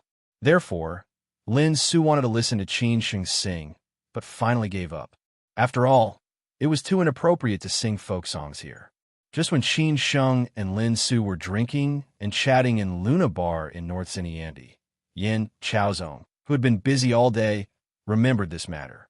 So he immediately called his men who were watching Qin Sheng and Lin Su and asked if Lin Su had gone home. When he learned that Lin Su and Qin Sheng had been together all day, eating, shopping, and now drinking in the bar. Chapter 117. You are. Yin Chaozong was really annoyed. He had known Lin Su for so many years and had never received such treatment. At most, he would treat Lin Su to a meal or send her home or attend some formal events. He had never even stepped into Lin Su's house, let alone accompany her to go shopping or clubbing. Most importantly, he basically knew all of Lin Su's friends. As for those suitors, they were all rejected by him. Who was this man? Why did Lin Su like him so much? Didn't he know that Lin Su was about to become my fiancée? Did he not want to stay in Shanghai anymore? Or did he want to die? The more he thought about it, the angrier he got. How could he not be worthy of Lin Su? He had always prioritized his career and basically kept himself clean. The more he thought about it, the angrier he got. How could he, Yin Chaozong, not be a good match for Lin Su? He usually prioritized his career and basically kept himself clean. He only had a few girlfriends, and they were not for fun. He was far from those playboys and playboys. In the eyes of his relatives and friends, he was a rare young talent. There were countless people who wanted to marry into the Yin family, but Lin Su didn't cherish it. He really didn't know what was going on in her mind. When he grew up, he also took the initiative to pursue Lin Su. However, Lin Su had always treated him as a friend. Now that he was of marriageable age, his family naturally attached great importance to his marriage. However, unlike other families who did not ask for the children's opinion and directly made the decision, they asked for his opinion. In the end, he chose Lin Su. Both families were old friends. When the old man personally asked, the Lin family also readily agreed. He thought that this matter was already set in stone, but who knew that Lin Su did not agree? This made him very unhappy. Between the Lin and Yin families, the Yin family was stronger than the Lin family. The Lin family was slightly weaker. The Yin family was originally condescending, and everyone in the Lin family was happy. After calming down, Yin Chaozong smiled bitterly and helplessly. Who asked him to like Lin Su? Some things could not be rushed. The easier it was to obtain something, the less one would cherish it. Perhaps all of this was a test for him. Therefore, Yin Chaozong did not make any decision in the end. He wanted to observe the relationship between Lin Su and this man further. If it was really getting more and more dangerous, then he had to step in. If they were just ordinary friends, then he would be at ease. He was very clear that the role he had been playing by Lin Su's side for the past 2 years had made Lin Su somewhat disgusted. As long as there were any pursuers, he would beat them back to their original form and take the initiative to give up. It was impossible for Lin Su to not be angry. Perhaps this was the reason why Lin Su was reluctant to nod her head. In Luna Bar, Qin Sheng and Lin Su chatted for a while. It was already past 9 o'clock. Lin Su felt a little sleepy. Besides, foreigners kept coming over to strike up a conversation, which made Lin Su very uncomfortable. So she got up and planned to leave. At this time, 2 drunk foreigners came over and wanted to have a drink with Lin Su. However, Lin Su was already a little drunk and did not want to drink. Today, she was in a bad mood and indulged, but she had a sense of propriety. She still had busy work waiting for her tomorrow, so Lin Su directly refused. However, the 2 foreigners kept pestering her. They did not intend to let Lin Su go. They even wanted to touch her. Qin Sheng directly stood in front of Lin Su, which was the duty of a flower guardian. These 2 foreigners were tall and strong. They were both taller and stronger than Qin Sheng. They did not take Qin Sheng seriously at all. In today's society, there were many foreigners who could not survive in their mother country, so they came to China to pretend to be powerful. However, many people worshiped foreign things and really took them seriously. Sometimes because of foreign affairs, they did not dare to provoke them. However, they met Qin Sheng today. The foreigner with yellow hair and unshaven beard did not want to talk nonsense with Qin Sheng at all. He directly reached out and was about to push Qin Sheng away, but his arm was grabbed by Qin Sheng. Qin Sheng whispered to Lin Su. You take the things out first. I will come later. Lin Su did not say much. She picked up the things and was about to leave. At the same time, she signaled Qin Sheng with her eyes to be careful not to cause trouble. Qin Sheng smiled and nodded. Seeing that Lin Su was about to leave, the two foreigners got angry in an instant. Moreover, Qin Sheng still grabbed one of their arms. The foreigner next to him cursed and directly waved his fist at Qin Sheng. Qin Sheng just turned around and saw that he was about to be punched. He quickly pulled the other foreigner's arm and blocked in front of him. Then he punched the foreigner's abdomen. The foreigner's skin was rough and thick, so Qin Sheng was not willing to use his strength. Seeing that Qin Sheng actually dared to hit him, the foreigner kicked at Qin Sheng. However, he was drunk and his feet were not steady, so he was almost swayed by Qin Sheng. Qin Sheng did not like foreigners at all. He cursed, "You are making money in my country, and you dare to bully my people. You are all *king spoiled." He directly picked up a wine bottle from the table next to him and smashed it on the foreigner's head. In an instant, he fell to the ground. In for a penny, in for a pound. Qin Sheng did not hesitate at all. He quickly dodged the hook of the first foreigner and hit him on the back with his elbow. When the foreigner bent over, he raised his knee and hit the foreigner's face. This man completely lost consciousness and directly lay on the ground, unable to get up again. Due to the sudden conflict, the two foreigners were knocked down by Qin Sheng before the people in the bar came back to their senses. Lin Su stood at the door and looked inside, for fear that Qin Sheng would be at a disadvantage. Although she had seen Qin Sheng fight with the Tibetan people 2 years ago and knew that Qin Sheng's skills and strength seemed to be practiced, she was still a little worried. After he was done practicing, Qin Sheng did not dare to stay any longer. He ignored the security guards who came over from the bar and hurriedly walked to the door. He held Lin Su's hand and ran outside before Lin Su could come back to her senses. Seeing that Qin Sheng was about to run, the security guards of the bar chased after him. They ran all the way out of the north of Xinyiandi. Fortunately, Lin Su wore flat shoes today. She usually kept exercising and ran in the morning every day. Otherwise, she would not be able to keep up with Qin Sheng's pace. On the roadside of Taiping Park, Lin Su threw the things in her hands on the ground. The two of them panted heavily and looked very embarrassed. Lin Su stared at Qin Sheng and suddenly laughed. Qin Sheng also laughed. The passers-by all thought that they had met two psychopaths. "What are you laughing at?" Qin Sheng finally calmed down and asked in confusion. Lin Su asked, "What are you laughing at?" "I am laughing that you don't look like a goddess now. You are more like a neurotic goddess." "Ha!" Qin Sheng said happily. Lin Su stared at Qin Sheng with her hands on her hips and said, "It's all because of you. Tell me honestly, have you done this kind of thing a lot?" "I used to do it in high school. Later, I rarely did it. Besides, it's not my fault. You were so charming that the two foreigners were fascinated. Besides, they drank too much. If they didn't cut the knot quickly, who knows how long they would be entangled," Qin Sheng said angrily. Lin Su laughed and trembled, but she did not refute Qin Sheng.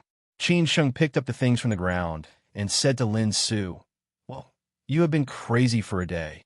It's not early. I will send you home." "Okay." Lin Su nodded.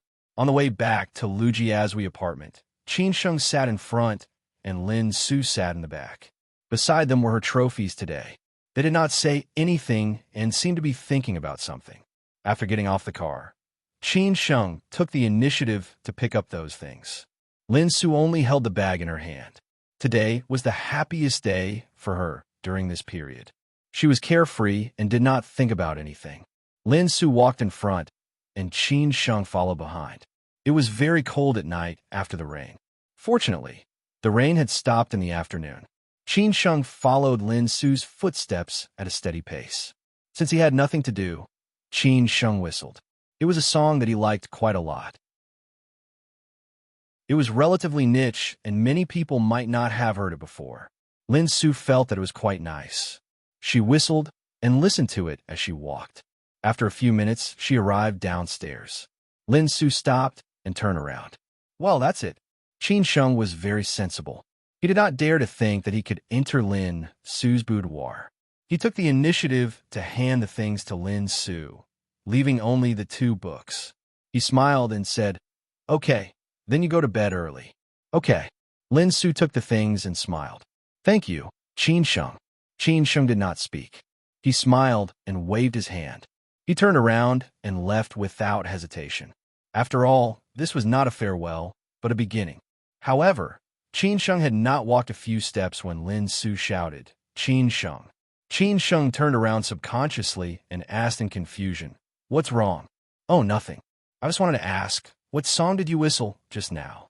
Lin Su asked, a little embarrassed. Qin Sheng smiled faintly. 12. 12. Lin Su muttered to herself as she stared at Qin Sheng's back. It was almost 11 o'clock when Qin Sheng returned to Shilin Huayuan. Chang Baji and Hao Lei were both back. Hao Lei asked curiously, "What have you been doing all day? You didn't answer my phone, and I didn't see you at the gym." Qin Sheng said happily, "Guess." While Hao Lei was scolding him, Qin Sheng went back to his room to take a bath. In the apartment of Lu Jiazui, Lin Su had just taken a shower and was sitting in front of the computer in pajamas, ready to check several work emails.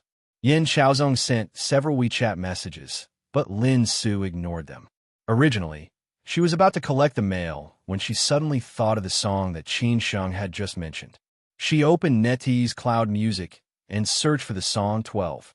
She was fascinated by it. "You are hot waves on a September summer day. You are the yearning of sudden heavy rain. You are the dream of flying over the mountains and rivers. Are you, by the snowy roadside all night. You are the young scenery of the southern hemisphere. You are speechless. You are looking at each other. You are the wings through the French window. You are the fragrance of the sunshine in the small town. You are the magnetic field that can't resist. You are the direction of the sunset in the evening. You are the fleeting ideal that I can't embrace. You are the journey. You are the hometown. You are the unforgettable love that I don't want to stop. You are the way to escape the ruins is vast. You are the unregrettable time that flashes between bright and dark. You are the full bloom of a beam of life. You are every stroke of serious writing. You are the wrong growth of a few strands of hair. You are the antidote, your nutrition. You are the wandering home, the heartbroken. You are the regret and longing that I enjoy alone. You are the dream that I don't want to wake up from. My name is unforgettable." Chapter 118. Adding insult to injury, begging for monthly votes, begging for collection, begging for everyone's support. If you have any suggestions, please leave them in the circle and the book review section. Lin Su listened to the song and smiled faintly. Her smile was so beautiful that it could cause the downfall of cities and countries. After receiving those work emails, Lin Su went straight to bed. Everything was so perfect today. She more or less knew that the reason why Qin Sheng whistled and sang 12 just now was naturally to satisfy her little wish of listening to him sing today. This man would always touch her with small details, just like how he stood in front of her without batting an eyelid just now at the bar. Just like how he used to travel with her in the past. No matter what happened, he would not let her worry. He would think of a way to solve it. Why did Lin Su and Qin Sheng progress so fast? Naturally, it was because of those past stories. Although it was only less than 2 months, Qin Sheng had left an indelible mark in her life. He was also a man who rarely interested her. Unfortunately, he came and left in a hurry. If it were not for Qin Sheng's sudden appearance, Lin Su felt that she might have agreed to the marriage. After all, there was no man she liked so far. As her grandmother said, at this age, it was time to get married. Anyway, it was already like this. No matter who she married, it would be a lifetime. But now, she did not intend to do that. She wanted to be crazy once. A year's plan is in spring, and a day's plan is in the morning. If a man could maintain a regular work and rest for decades, then this man was really not simple. Naturally, he had to do some special work. Qin Sheng got up and ran back, bought breakfast for Hao Lei and Chang Baji, and finally went out together. During this time, Qin Sheng did not go to work. Chang Baji would go out with Hao Lei every day, and then go directly to Shangshan Ruoshui to replace the deputy manager Yuan Hua, or Sun Chao, who was on duty last night. Now Chang Baji could be said to be a man of great authority in the security department. At first, Yuan Hua and Sun Chao were still a little unconvinced, but Chang Baji's way of doing things really made them speechless. Now he was loyal. What about Qin Sheng? Yesterday, he had planned to find Jiang Xianbang. In the end, because he had accompanied Lin Su for a crazy day, this matter had to be put aside. So after he went out, he went straight to Middle Huaihai Road. But when he arrived, he found out that Jiang Xianbang was not here. These 2 days, he lived at Zujiajio Dadayan Lake. Qin Sheng had no choice but to call Jiang Xianbang. Finally, he went straight to Dadayan Lake. An hour later, on the lakeside road of Dadayan Lake in Zujiajio, Jiang Xianbang was walking by the lake with the help of a young and beautiful woman. His confidant and driver followed behind, keeping a distance that was neither too far nor too close. Qin Sheng and he did not have much interaction. Every time they met, they just nodded. After seeing Qin Sheng, Jiang Xianbang patted the buttocks of the beautiful woman beside him and nodded to the young man behind him, indicating that he should take her back first. Then, he waved at Qin Sheng. The beautiful woman acted coquettishly with Jiang Xianbang for a while, and then reluctantly left. Qin Sheng walked over slowly and joked, "You are so leisurely, running here to enjoy the happiness of leisure. After so many years of tossing and turning, it's time to have a good rest. Otherwise, I will be tired to death in this life." Jiang Xianbang laughed and still had the attitude of an empress dowager who did not care about anything. Jiang Xianbang continued to walk along the lake, and Qin Sheng followed closely. Jiang Xianbang sighed and said, "I thought you would come here as soon as you returned to Shanghai, but I didn't expect you to come today. You will enjoy the happiness, but you can't let me rest for 2 days. It doesn't make sense." Qin Sheng snorted coldly. Jiang Xianbang sighed and said, "Do you have something to say? Ask what you want to ask." Qin Sheng did not refuse. He went straight to the point and said, "Uncle Jiang, is there something wrong?" Jiang Xianbang smiled lightly. There were not many people by the lake in the early morning, and it was relatively quiet here. It was only lively on weekdays. He said casually, "After going through so many storms, what is called a thing? As long as you are alive, everything will pass." What he said was equivalent to giving Qin Sheng an answer, although the answer was a bit ambiguous. Qin Sheng frowned and asked, "Who wants to deal with you?" "To deal with me, it is not as complicated as you think. It is too early to conclude some things. When the gods fight, we ordinary people are easy to suffer. Besides, it is not easy for a person like me to live until now with original sin." Jiang Xianbang still did not intend to tell Qin Sheng too much. Qin Sheng still wanted to say something, but Jiang Xianbang stopped him and said directly, "I may be a little busy recently. When you have nothing to do, help me accompany Qing or more. Don't let this girl worry too much. I plan to give all the antiques and cultural relics to several major museums first. Next month, I will promote you to be the general manager of Shangshan Ruashe. Su Lancheng will help me deal with the trivial things in the company. I still trust him more or less." Qin Sheng had only been here for less than 3 months, and he was going to be the general manager of Shangshan Ruashe. Hearing this sentence, Qin Sheng was somewhat shocked. It could be seen that Jiang Xianbang was also quite difficult, otherwise he would not do this. "How much you can absorb depends on your own ability," Jiang Xianbang said casually. Jiang Xianbang was already like this, but he still wanted to continue to pave the way for Qin Sheng. Qin Sheng felt that except for the relationship with his grandfather, he really did not do anything for Jiang Xianbang, let alone let him help him everywhere. So he gritted his teeth and said, "What can I do for you? What can you do for me? I have lived for most of my life. I can accept any result. Besides, it is not that difficult. You don't have to worry that I will become Han Guoping. I plan to live to 100 years old. Even if the King of Hell comes, I will not leave." Jiang Xianbang laughed and said, "But you are still young. Your life has just begun. Well, if you really want to help me do something during the time I go to Hong Kong, help me deal with some things, I will tell them." "Okay." Qin Sheng nodded without hesitation. Jiang Xianbang patted Qin Sheng's shoulder and said, I have not met any big shots in my life. Those high officials and nobles in front of me are also pitiful people like me. Speaking of big shots, your grandfather is one. He predicted that there would be a disaster in my life, but he did not say whether or not I could get through it safely. This may be the reason why he did not let me see him later. So when you were in university, I helped you everywhere just to see the old man again, but in the end, it became a pity. Why do I not feel that he is so powerful? Qin Sheng said disapprovingly. In his eyes, his grandfather was just an ordinary old man, listening to plays, drinking, meeting friends, walking, and most of the time he was sleeping. Jiang Xianbang laughed and said, You do not know how lucky you are. I really don't know if your father is still alive, or if he's also a big shot. I have not seen him. I guess he's long dead. Qin Sheng shook his head and said he had not thought about this for a long time. Jiang Xianbang did not comment on this. Everything had a cause and effect. He shook his head and smiled bitterly. Let's go back and have some tea. It is quite cold outside. My woman makes good tea. They were about to go back along the lake. At this time, there was a cynical young man standing not far away, wearing a sports suit and a cap, staring at them with a smile. Yo, just a little bit of spring grass is moving, and someone is starting to hit me when I'm down.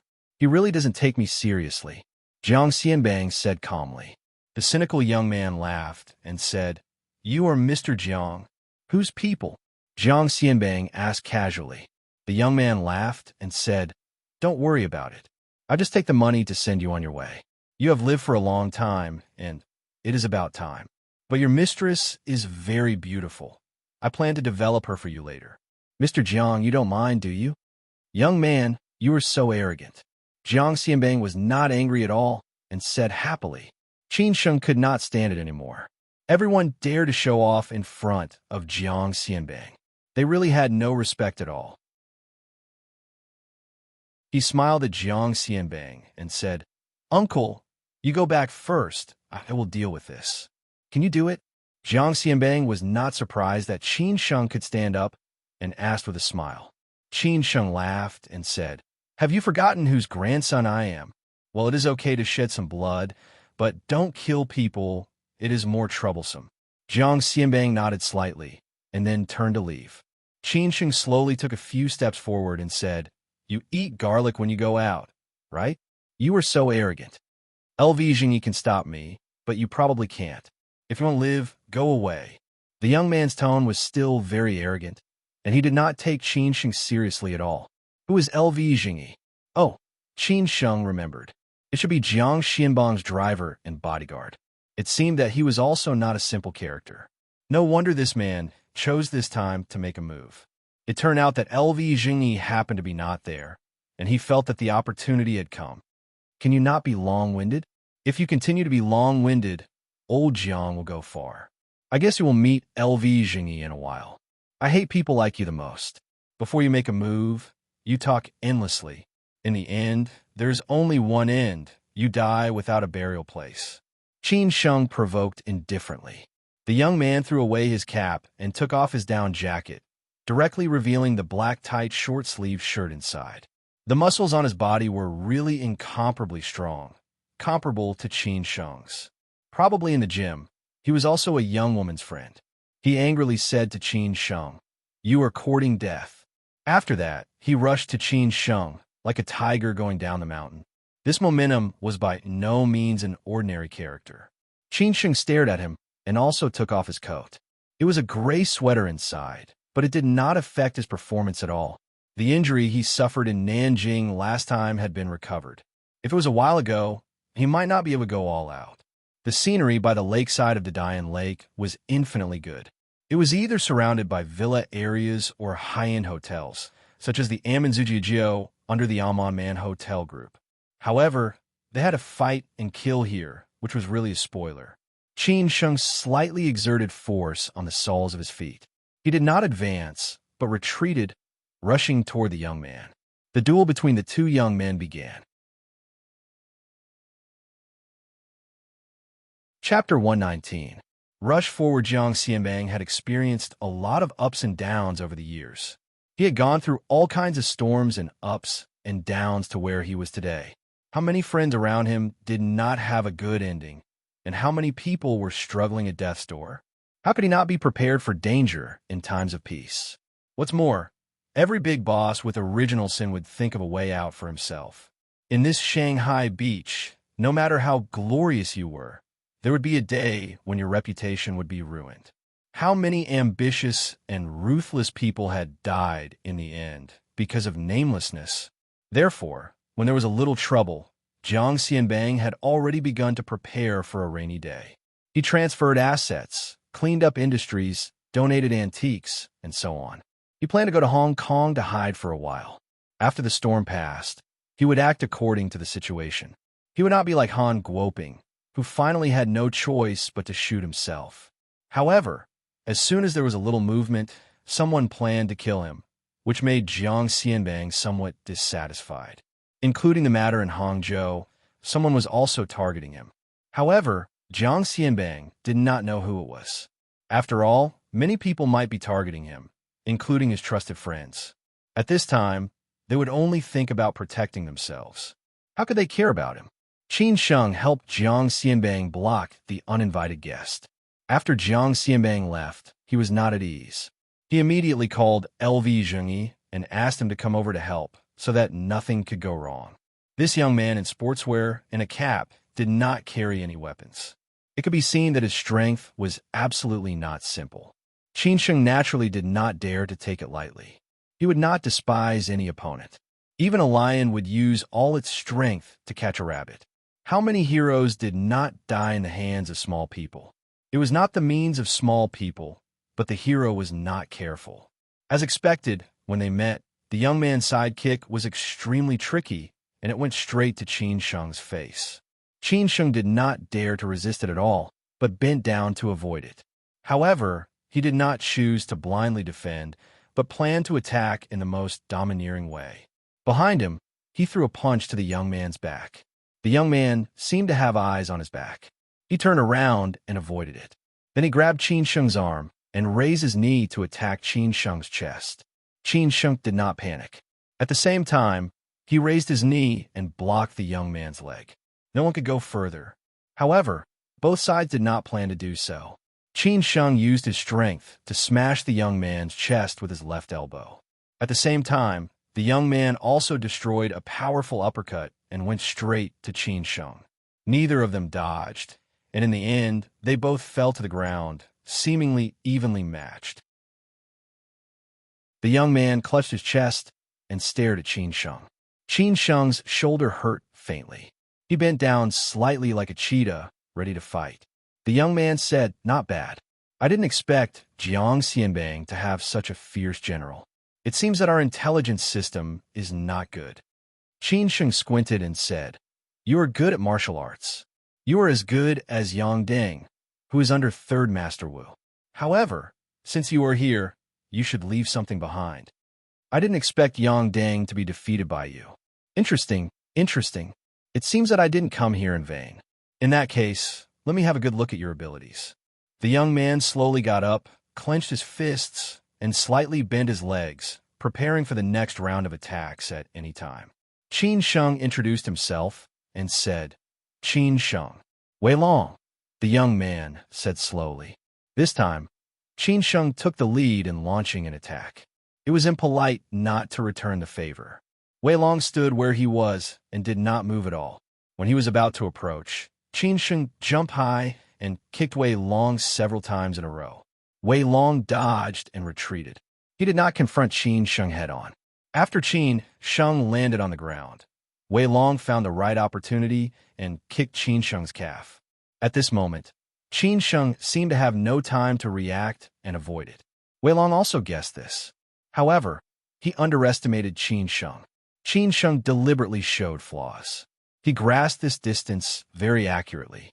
His whole body fell toward Wei Long, and his fist suddenly aimed at Wei Long's chest. Wei Long's face changed instantly. It was impossible for him to stop. Just when his foot was about to hit the target, Qin Sheng's fists, who had fallen, had already hit his chest and directly made him take a few steps back. Qin Sheng took advantage of the momentum to stop. He bent his knees and rushed up again. This time, Qin Sheng's offensive was more fierce. His speed was as fast as lightning. He did not give Wei Long a chance to attack at all. He could only be tired to defend. The two sides fought back and forth. Their fists and feet went forward together. In the end, Qin Sheng knocked Wei Long out with his shoulder and gained a slight upper hand. Qin Sheng's back was also kicked by Wei Long, just so.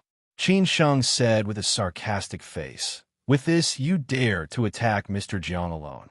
You really don't take Mr. Jiang seriously." Wei Long's eyes were gloomy. He finally understood why this man could make Yang Deng suffer a loss. This man was really powerful. Moreover, his moves were unconventional and unpredictable. His fists and feet seemed to be very methodical. "Oh, really? You're not so good. If you want to keep me here, you're still too far away." Wei Long did not admit defeat and said disapprovingly. Qin Sheng snorted and said, "Then continue." Wei Long knew that he could not do anything to this man today. Even if he could, he would be seriously injured. Jiang Xianbang had already escaped. This was not his task, so he knew it was time to go. Wei Long knew that he could not do anything to this man today. Even if he could take him down, he would be seriously injured, and Jiang Xianbang had already escaped. "Want to go?" Qin Sheng sneered. Wei Long did not hesitate. He waved his hand at Qin Sheng provocatively, turned around, and ran away directly. His speed was more powerful than a runaway wild horse. He jumped over several obstacles with a series of parkour moves and disappeared in an instant. When Qin Sheng came to his senses, this guy had already gone far.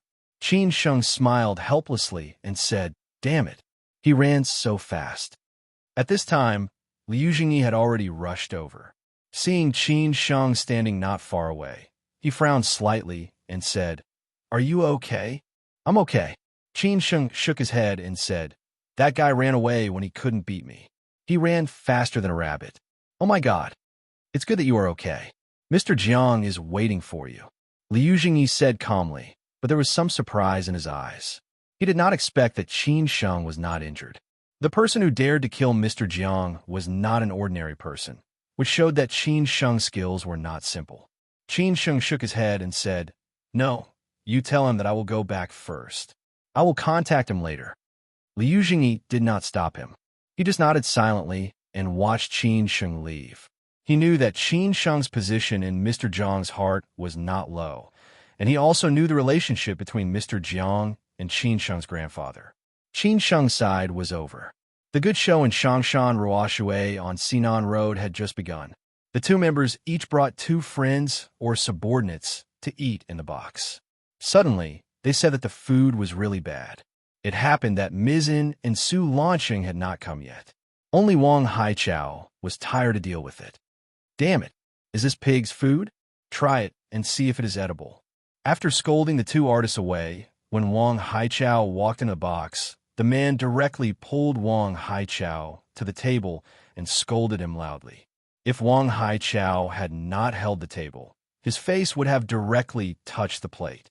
Wang Haichao held back his temper and replied, "Mr. Liu, if you don't think it is delicious, I will ask the kitchen to make it for you. Today's meal is on me, and I will give you a bottle of good red wine as an apology." Wang Haichao liked to flatter others, was narrow-minded, and liked to take advantage of artists. In fact, he did not have many problems. He was really conscientious in his work. Most of the time, he could handle things and get along well with the members. For example, Wang Haichao's handling of this matter was not wrong at all. But today, these two were entrusted by others to make trouble. Naturally, they would not take Wang Haichao seriously.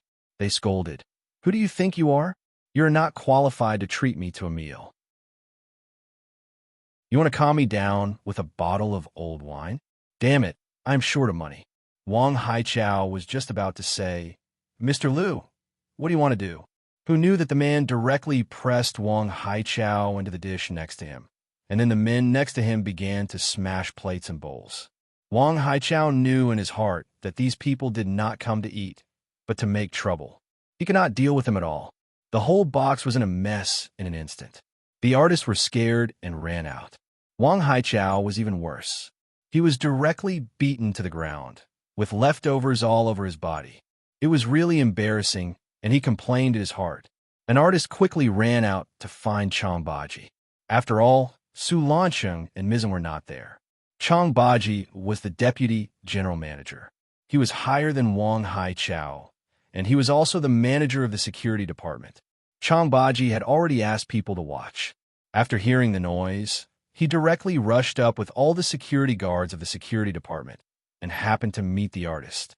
The artist said with a sad face, "Mr. Chang, inside, there's a fight inside." Chang Baji shouted to the security guards behind him, "Go." After that, he took the lead and ran over. All the artists surrounded the door. Seeing Chang Baji coming with the security guards, they immediately spread out and made way.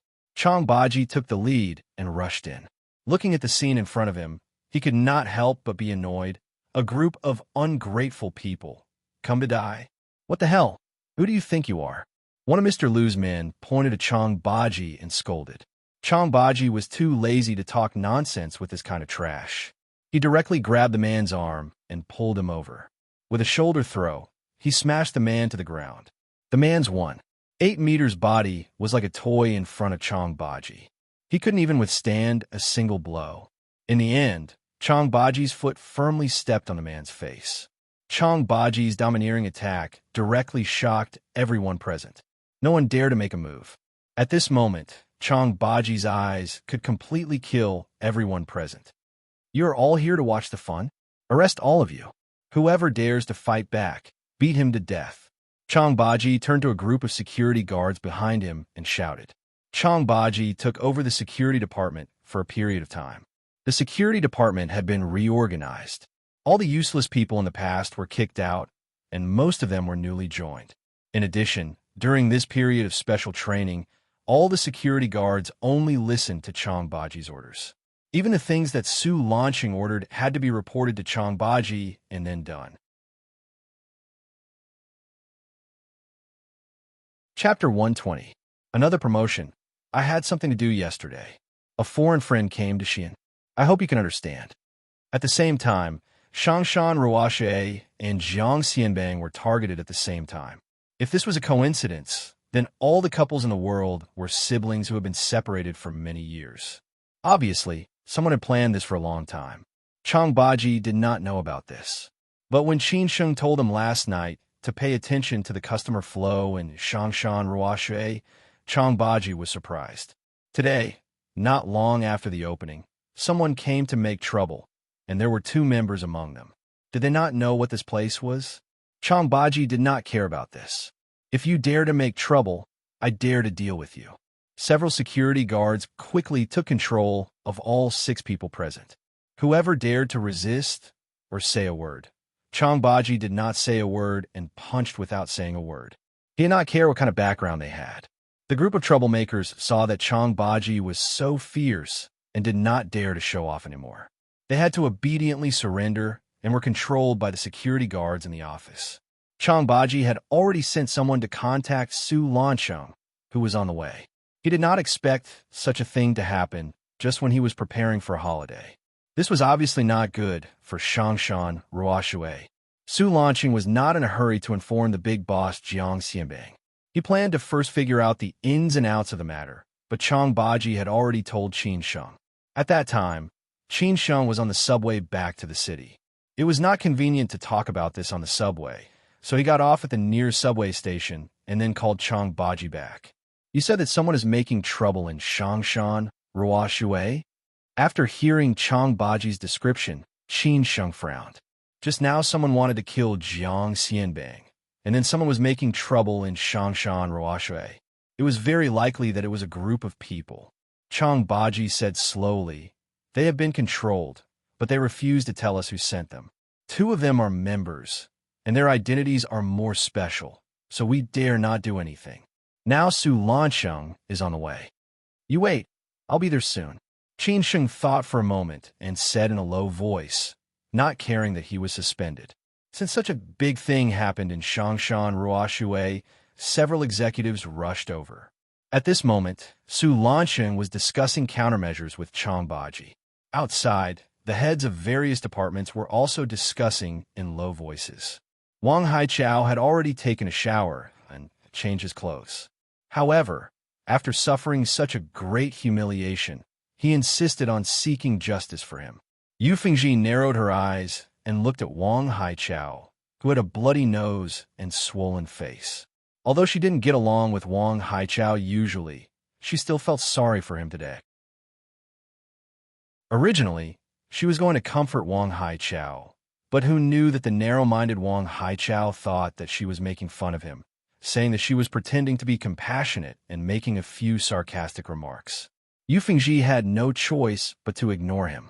The two deputy managers of the security department were too lazy to pay attention to Wang Haichao. Usually, they didn't like him. Today, they felt that he deserved it. Only the manager and deputy manager of the administrative department comforted Wang Haichao. In the office, Su Lansheng and Chang Baji sat opposite each other. They each lit a cigarette. Su Lansheng took the lead and said, "Lao Chang, what do you think of this matter? There must be something wrong. I heard that since Shangshan Ruoshui opened for so long, there's never been any trouble. Not to mention that the members took the initiative to cause trouble. These members are all elites. Who would cause trouble for such a small matter? Moreover, Mr. Zhang's identity is special. Who dares not to do so?" Chang Baji analyzed while smoking. He had been in this kind of situation for so many years.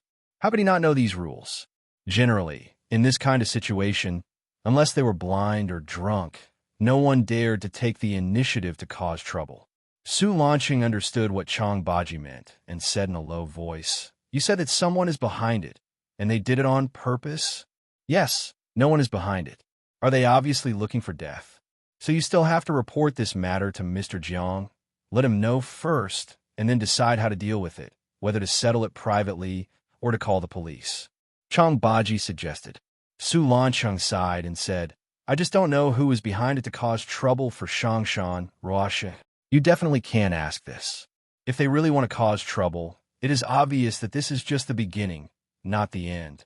We have to be careful during this time," Chang Baji said slowly. Su Lansheng nodded and said, "You sit for a while. I will report to Mr. Jiang." Su Lansheng took the mobile phone and entered the suite inside. There was his lounge here, and Chang Baji was waiting outside. At this time, Qin Sheng finally arrived late. As soon as he entered Shangshan Ruoshui, he felt that the artists' faces were not quite right. Brother Liu was not here today on vacation. Song Siyu and Tang Wen were waiting in the lobby. When they saw Qin Sheng, they quickly greeted him and said, "Manager Qin, why are you here? Such a big thing happened. How can I not come?" Qin Sheng had not been to Shangshan Ruoshui for almost a week. Everyone almost forgot that there was a deputy manager. During this time, Wang Haichao was in the limelight. Song Siyu said coquettishly, "You bad guy. You don't even contact us. You didn't even answer our WeChat messages and calls. We thought you were missing. No way. I can't bear to leave my sister Siyu.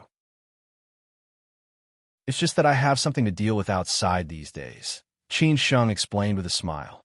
Tang Wan still felt guilty and said, "It's all my fault. You were suspended and your salary was deducted. Well, it's all over. Don't blame yourself anymore. If you feel bad, how about you treat all of us to dinner tonight?" Qin Sheng said, knowing that Tang Wan was kind-hearted, otherwise she would always feel guilty. Song Siyu echoed, Okay, today we'll make a good meal out of Tang Wan. I want to eat Japanese food." "Okay, I am willing to be taken advantage of by everyone," Tang Wan said with a smile. Qin Sheng then asked, "Where are Manager Su and others?" Song Siyu replied, "In the office." Everyone rushed back. So Qin Sheng stopped teasing Song Siyu and Tang Wan and quickly went downstairs to the office. In the corridor outside the office, everyone was restless. When they saw Qin Sheng, they were obviously surprised. After all, Qin Sheng was still in the suspension stage. When Qin Sheng walked over, Yu Fengji smiled and said, "You are back too?" "Yes, how to deal with this matter?" Qin Sheng asked. Yu Fengji was not surprised that Qin Sheng knew. She looked into the office and said, Manager Su and Manager Chong are discussing. Maybe they have already reported to the big boss. What do you think about this matter? Qin Sheng smiled faintly and patted Yu Fengji's shoulder, saying nothing. When he walked in front of Wang Haichao, Qin Sheng asked casually, "Are you okay?" "Why, you also came back to see me." "Don't pretend. I know you were secretly laughing in your heart. I don't need your concern." Wang Haichao was like a hedgehog. Whoever comforted him would fight back. Qin Sheng did not say anything. He knew that the relationship between him and Wang Haichao would not be eased in a short time, so he directly went in the direction of the office. At the door, Mizzen was talking on the phone. After Qin Sheng greeted her, he directly pushed the door open, ignoring the reaction of the people outside. Everyone was puzzled. Manager Su and Manager Chong were discussing inside. Who was Qin Sheng? What qualifications did he have to go in? Did he think he was someone important? After Qin Sheng came in, Chong Baji stood up and walked over, saying, "Just now on the phone you said that you have something to tell me. What is it?" Qin Sheng first poured a glass of water, then sat down and said, "I just came back from Jiang Xinbang's place and talked to him about some things. Recently, it has not been peaceful. Just now, someone wanted to kill Jiang Xianbang, and the timing was very accurate. But they did not know my background, so they did not succeed. It was a young man, and his skills were not inferior to mine. We exchanged a few blows, and there was a winner and a loser. Seeing that there was no opportunity, he ran away. Someone wanted to kill Jiang Xianbang? This news was too shocking. Chong Baji could not help but be a little surprised. Qin Sheng continued, "Something just happened over there, and something happened here. It is not simple. Also, I went to Hangzhou a few days ago. There should be someone who wants to deal with Jiang Xianbang, and they have the upper hand, so they're so unscrupulous. In 2 days, Jiang Xianbang will go to Hong Kong. I suspect that he wants to hide, so it will be more troublesome recently. If Jiang Xianbang leaves, then who will deal with his mess?" Chong Baji asked doubtfully. Qin Sheng continued, "He has already arranged the big things. From what I heard, he has already thought of a way out. The rest are small things, and he asked me to take care of them. As for Shangshan Ruoshui, I think today's matter is just the beginning. We have to keep a low profile." After saying this, Su Lancheng just came out of the office and saw Qin Sheng chatting with Chong Baji. He was not surprised at all and said, "Qin Sheng, you are back." "Manager Su, what did Uncle Jiang say?" Qin Sheng asked. Su Lancheng sighed and said, "Mr. Jiang wants to keep the peace. If it can be settled privately, then let them apologize and compensate. If it can't be settled privately, then call the police." Qin Sheng understood what he meant. Obviously, Jiang Xianbang did not want to cause trouble before going to Hong Kong. If he dealt with it like this, it was equivalent to not dealing with it at all. Apologizing and compensating were small things. If they did not apologize and call the police, with their relationship, they would just come out later. This is the only way. Qin Sheng sighed. Su Lancheng said slowly, "Qin Sheng, Mr. Jiang said he's going to Hong Kong. I may be a little busy and have some things to deal with, so I can't take care of Shangshan Ruoshui. I plan to promote Mizzen to be the deputy general manager of Shangshan Ruoshui and promote you to be the manager of the reception department. During this period, the three of you will deal with everything. I have already reported this to Mr. Jiang, and he has no opinion on it." Qin Sheng said thoughtfully, "I have no opinion. Well, then it is decided. I hope we can get through this period safely, and not too many things happen." Su Lancheng sighed. Obviously, Jiang Xianbang also revealed some information to him. This matter, the final result could only be like this to keep the peace. Su Lancheng asked Qin Sheng to call in all the management outside. After everyone came in, Su Lancheng snorted and said, "You all know what happened today, and I have already reported it to the big boss. I hope everyone can pretend that nothing happened. I will deal with the other things. We must treat our customers as usual and put the interests of the customers first. At the same time, I commend Deputy Manager Wang. He has suffered today." Su Lancheng's words were a little complicated, and everyone did not understand what he meant. But before they could understand, Su Lancheng had already continued. "Next, I will announce 2 personnel appointments. The big boss has also agreed. Everyone was surprised. Why was there suddenly a personnel change? They did not hear anything about it. They stared at Su Lancheng curiously. Su Lancheng said slowly, "The first one, reception manager Anqi, will be appointed as the deputy general manager of Shangshan Ruoshui Club." Everyone applauded. Mizzen did not expect her to be the deputy general manager, and her face was full of disbelief. Everyone was also surprised, but they subconsciously applauded.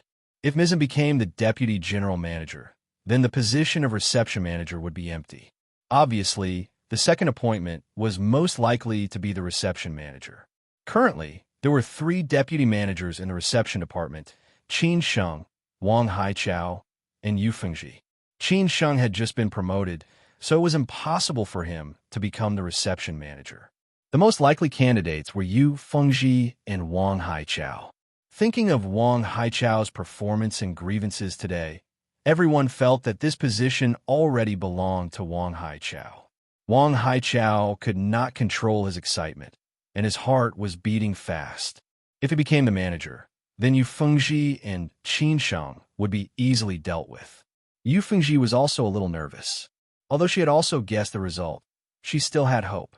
Su Lancheng waved his hand to stop the applause and said slowly, "The second one, reception manager Qin Sheng, will be appointed as the reception manager."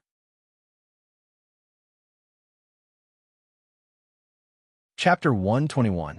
An ambitious woman in less than 3 months. Qin Sheng had risen from being an intern receptionist to becoming a receptionist, an assistant manager of the reception department, and finally, the manager of the reception department. He had leaped over 3 thresholds in a row, and almost all of the thresholds took less than a month. This was simply the speed of a rocket. One had to know that the older employees of the reception department had been in Shangshan Ruoshui for 3 to 4 years, and none of them dared to think about being promoted. After all, the 2 assistant managers of the reception department had worked hard to get promoted. Now, Qin Sheng had directly leaped over them and become the manager of the reception department. At this point, if everyone still did not understand what was going on, they would really be a little stupid. Qin Sheng was indeed outstanding. There was no doubt about that. But in the reception department, Wang Haichao and Yu Fengji were no worse than him. It could only be said that Qin Sheng had a powerful backer, most likely a big boss. Based on this, Qin Sheng's next step would be to become the deputy general manager. His final goal would be to become the general manager. Most of the people present had already understood what was going on. There were a few who did not, but they would be enlightened by others. Their attitudes towards Qin Sheng would obviously change. They would not dare to treat him like they did before. Everyone, let's give a round of applause to Manager Qin. We hope that he will lead the reception department to glory again. Su Lancheng understood what everyone was thinking, but this was the big boss's decision. He had no right to interfere. Now that the big boss needed him elsewhere, he could only leave this to Qin Sheng and the rest. Even if they were unwilling, envious, jealous, and hateful, everyone could only applaud at this time. Only Wang Haichao had an ugly expression on his face and did not applaud. His eyes were filled with anger, but he restrained the anger in his heart and did not explode on the spot. This was already considered calm. When Su Lancheng announced this decision, Yu Fengji was not surprised at all. Ever since Qin Sheng became the 3rd deputy manager of the reception department, she knew that Qin Sheng's background was not simple. Sooner or later, he would be promoted, but she did not expect it to be so soon. Yu Fengji stared at Qin Sheng with a playful look, as if she was thinking about something. If she could ride on Qin Sheng's coattails, would she be able to be like Mizzen one day and become the deputy manager of Shangshan Ruoshui? A small deputy manager of the reception department and the deputy general manager of Shangshan Ruoshui were obviously not on the same level. Only by becoming the deputy general manager could one make full use of Shangshan Ruoshui's resources and enter the fast lane. Lao Chong, Qin Sheng, and Anji, the 3 of you stay here. I have something to discuss with you. Su Lancheng waved at the others and asked only Qin Sheng and the others to stay. Wang Haichao wanted to stay and talk to Su Lancheng. Why did Qin Sheng become the manager of the reception department? Why not him? I, Wang Haichao, have been working hard in Shangshan Ruoshui. I have never caused any trouble. nor have I been unable to handle anything. I have also become one with the members. Why not me? However, Su Lancheng did not give him a chance. In fact, Wang Haichao and Yu Fengji had the same idea. Only by reaching a higher status could they have a better future. In the office, Su Lancheng asked everyone to sit on the sofa and took the initiative to pour tea for everyone. Indeed, Mizzen did not expect that she would become the vice president. Anyway, since Qin Sheng appeared in Shangshan Ruoshui began to be abnormal. Angie, it's the big boss's idea to promote you to be the deputy general manager. The big boss recognizes your ability very much. In addition, I may be busy with other things during this period of time. You and Lao Chong must take charge of the overall situation in Shangshan Ruoshui. Qin Sheng will cooperate with you in your work, Su Lancheng said earnestly. Angie nodded silently. Manager Su, don't worry. When you are not here, Lao Chong and I will take care of everything. Also, with Qin Sheng as the deputy manager of the reception department, there will definitely be people who are unhappy with him. I think you should do some work. After all, you were the previous manager. Su Lancheng was trying to relieve some of the pressure on Qin Sheng so that there would be more conflicts in the reception department. Angie said thoughtfully, I will try my best. Qin Sheng, you have just become the manager. You have to interact more with the artists in the reception department. Don't put on airs. Su Lancheng turned to Qin Sheng and reminded him. He was obviously joking. I will learn from Mizzen and get along well with everyone in the reception department, Qin Sheng said calmly. It was also a way to flatter Mizzen. Su Lancheng quickly added. Also, I know that you and Hai Chao have some conflicts. But now that you're the manager of the reception department, I still hope that you can communicate with him and try to solve the conflict. Otherwise, it will be hard for you to carry out your work. Okay, I will do this later. Qin Sheng nodded.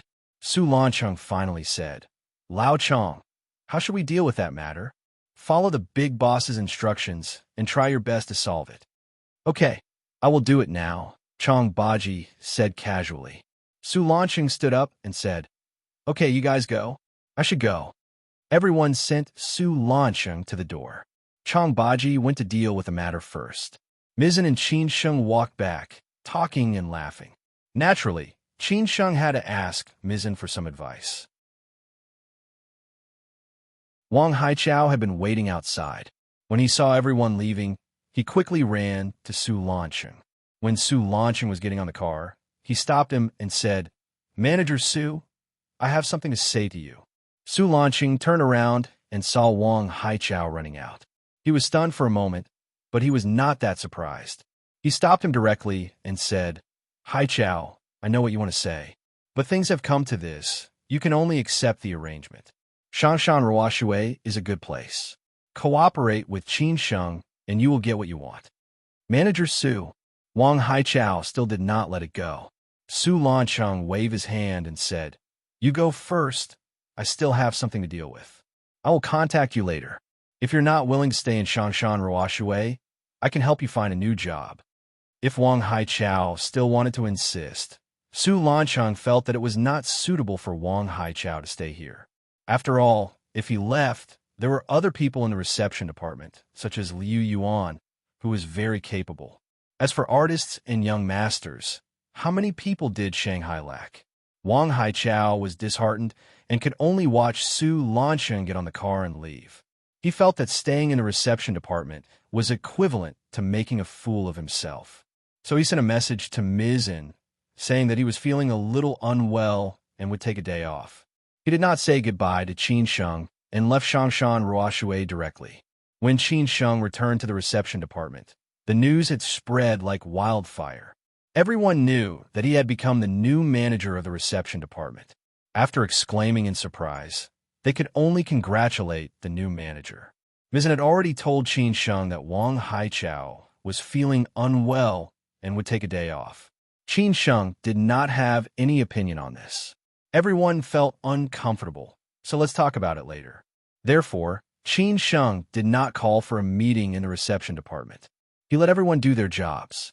Song Siyu and Tang Wan, who were the closest to Qin Sheng, sneaked into the office. Liu Yuan was busy dealing with a mess upstairs. Song Siyu ran upstairs and told him that Qin Sheng had become the new manager. Thinking of what Qin Sheng said last time, Liu Yuan smiled faintly.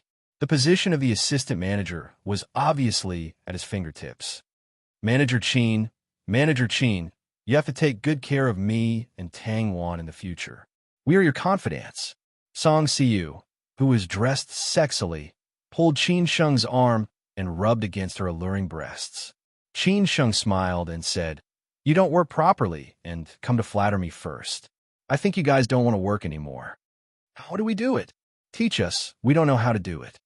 Song Siyu teased Qin Sheng without any scruples. Tang Wan, who was next to her, was already blushing. "Siyu, all right, stop fooling around."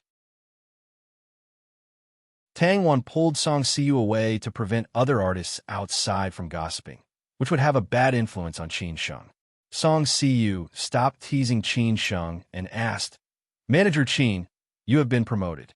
What does Manager Su mean by the position of the assistant manager in the reception department? What do you want to say?" Qin Sheng asked disapprovingly. Song Siyu said truthfully, "Does Brother Liu have the opportunity to be the assistant manager?" "That's right. Manager Qin, I also want to ask, for the position of the assistant manager, Brother Liu has the most experience. Are you going to promote him to be the assistant manager?" Tang Wan echoed. They had the best relationship with Liu Yuan, so naturally, they would side with Liu Yuan. Qin Sheng said casually, "Manager Su didn't say, but I will recommend it to him. Don't worry. All right, hurry up and do what you need to do. I still have something to deal with." Hearing this, Song Siyu and Tang Wan finally felt relieved. They came to congratulate Qin Sheng on becoming the manager of the reception department, and also to inquire about the news. Qin Sheng was quiet for a while before he went out to find Chang Baji to see how to deal with the matter. Chang Baji just came out of the security department's lounge, and the two happened to meet.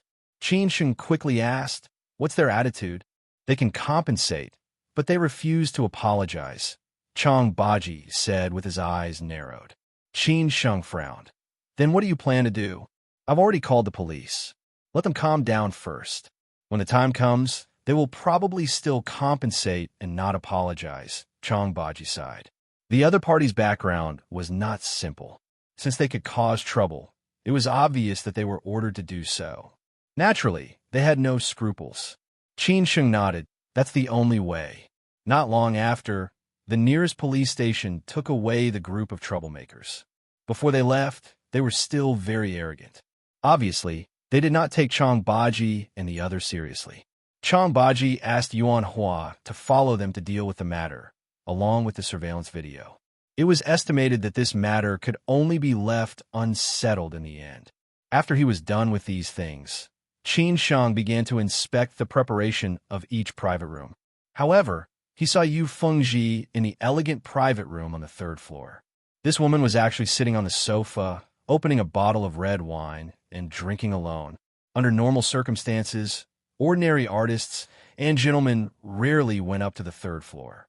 Even when it was time to decorate, the deputy manager would personally bring them in. When it was time to serve, the deputy manager would also personally bring the artists and gentlemen to guard the third floor. Unexpectedly, Yu Fengji actually took a break from her busy schedule and drank alone here.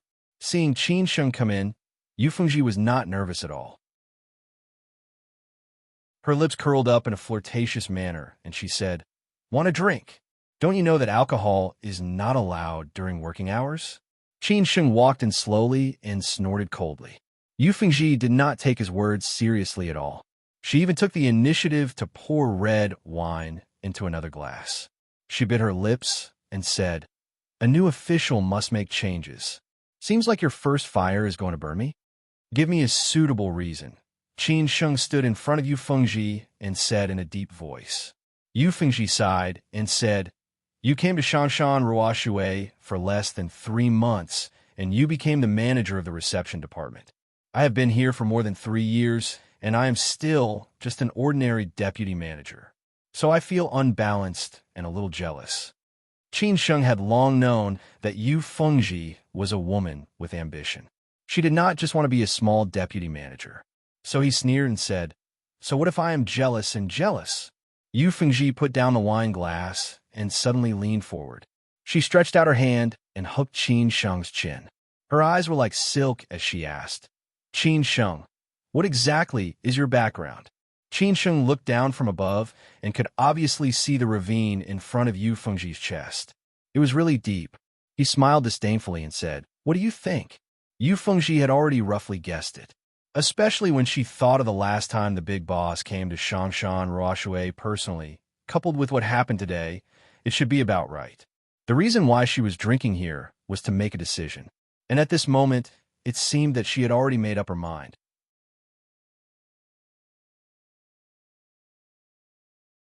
Chapter 122. Chapter 122. Obedience was said that men expand territories, while women support their husbands and educate their children. This was the natural order of things. Men had always been ambitious, and regardless of whether they had the ability or not, ambitious men were scary. They were decisive, unscrupulous, and unfathomable. However, ambitious women were even scarier. They had no bottom line or principles compared to men, and they had an advantage over men. However, they seemed to have forgotten that this was a society where men ruled supreme. No matter how ambitious a woman was, she would eventually become a man's plaything. After all, there were only a few women like Wu Zetian and Empress Dowager Cixi. Yu Fengji was born into an ordinary family in a small town. She had done well in her studies since she was young, and entered a key school in the city when she was in middle school. From then on, the trajectory of her life changed. The children in the city were naturally different from the children in the small town. She looked at the children wearing different new clothes every day, and there were all kinds of novel electronic products. She was very envious, but her family situation did not allow her to, so she could only hide her envy in her heart. Yu Fengji spent her middle and high school years in such a conflicted mood. When she reached university, the difference and conflict became even greater. At that time, her family only gave her 500 yuan a month to live on. After all, the school fees were pooled together. The difference between a university girl and a middle and high school girl was like heaven and earth. Especially at the beginning of the first semester, those naturally beautiful girls who did not know how to dress up began to change, and many of them would surprise people. Yu Fengji belonged to the category of natural beauties, and she was one of the best. She saw others buying new clothes and cosmetics, eating and drinking every day, and she felt very uncomfortable. Therefore, she began to work part-time and save money, just like them. After making a change, Yu Fengji was instantly different. She was even chosen as one of the prettiest girls in school, and the boys who pursued her lined up from the school gate to the school gate. Among them, there were some second-generation rich and government officials. However, other than her first love in high school that she did not understand, she had never been in a serious relationship. Although she was very excited and satisfied, she did not dare to take that step.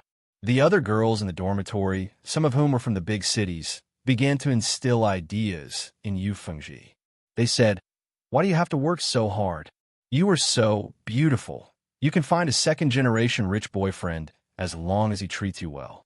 At the same time, you'll have a long-term meal ticket. You don't need to spend anything, and you can reduce the pressure on your parents." Under their encouragement, Yu Fengji finally chose a second-generation rich boyfriend among the many suitors. His family was a Zhejiang businessman, and he was very rich.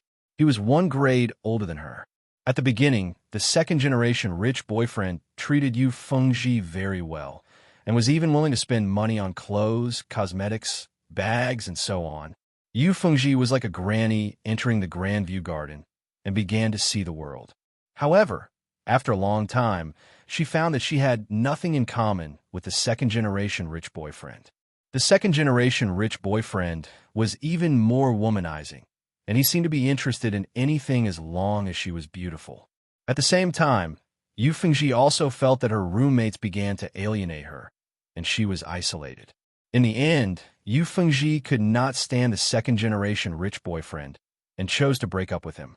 She felt that in the end, she still had to rely on herself, so she put all her energy into studying, obtaining various scholarships, and taking the postgraduate entrance exam. After graduation, she first entered a private company, and then moved to a foreign company, and finally came to Shangshan Ruoshui.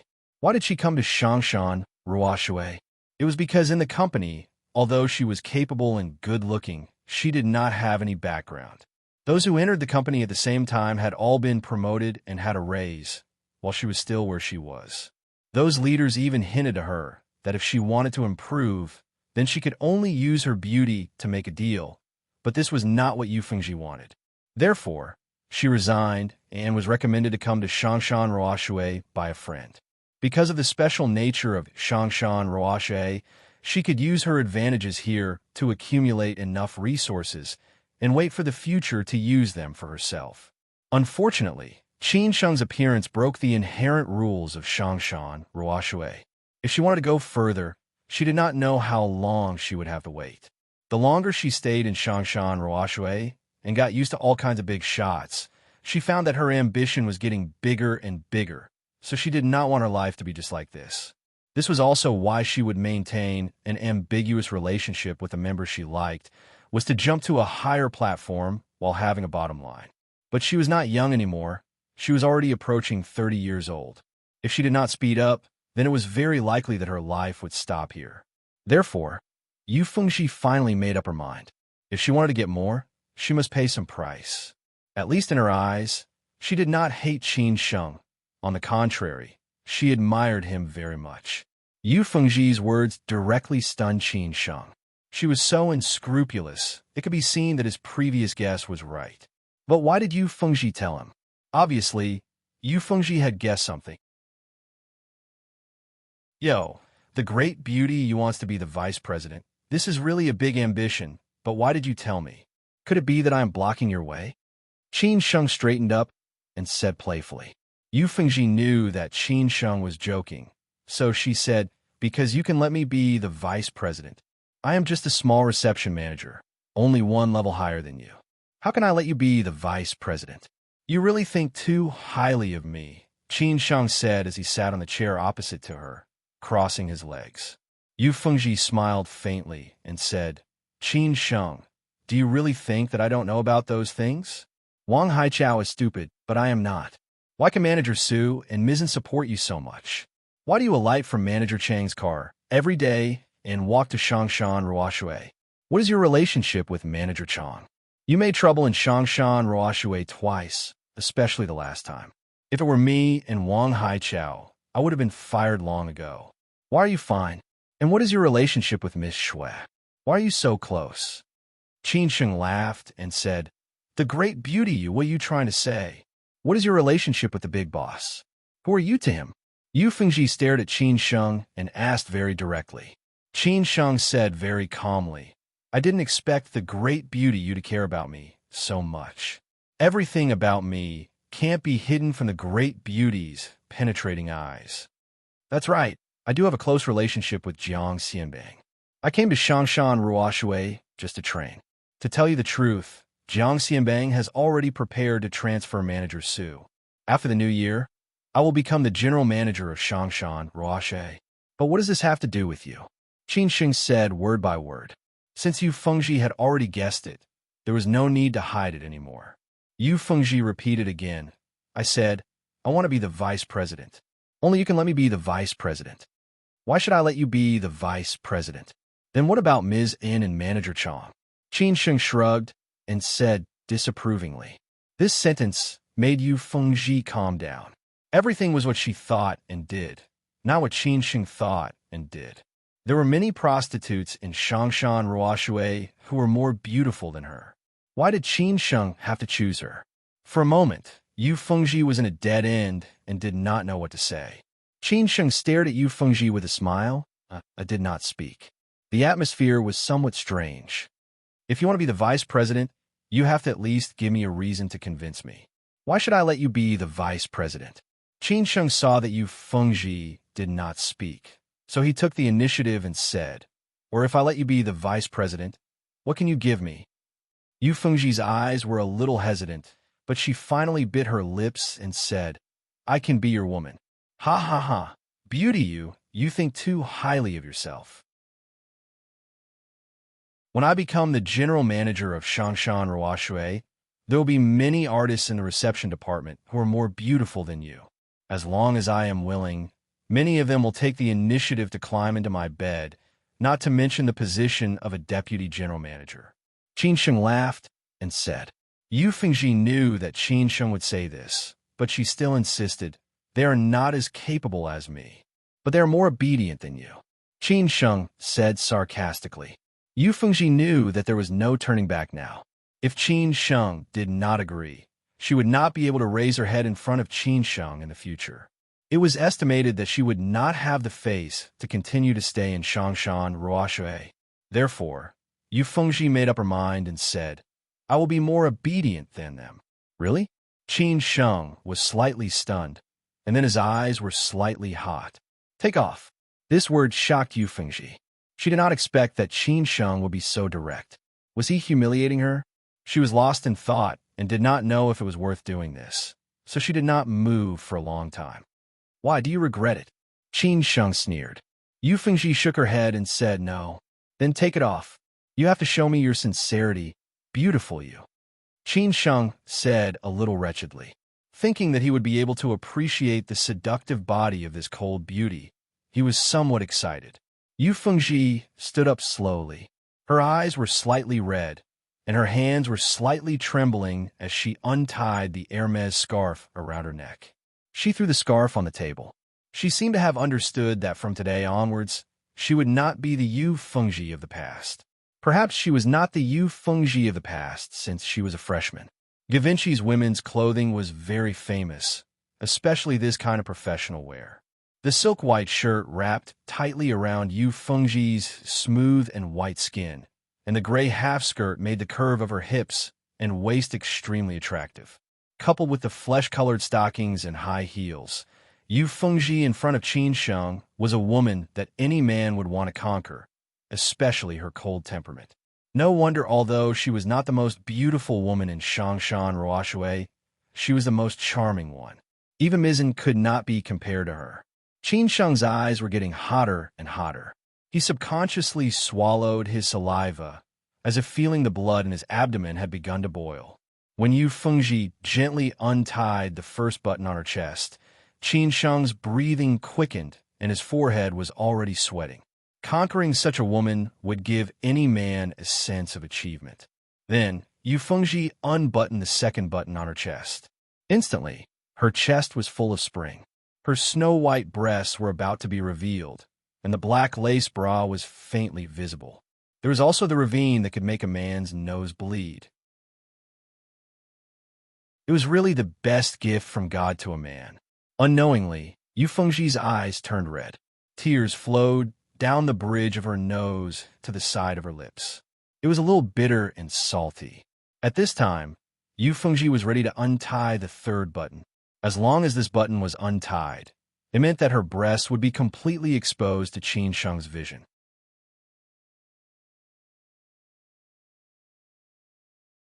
Chapter 123. Stop hiding, begging for monthly votes, begging for collection, begging for support.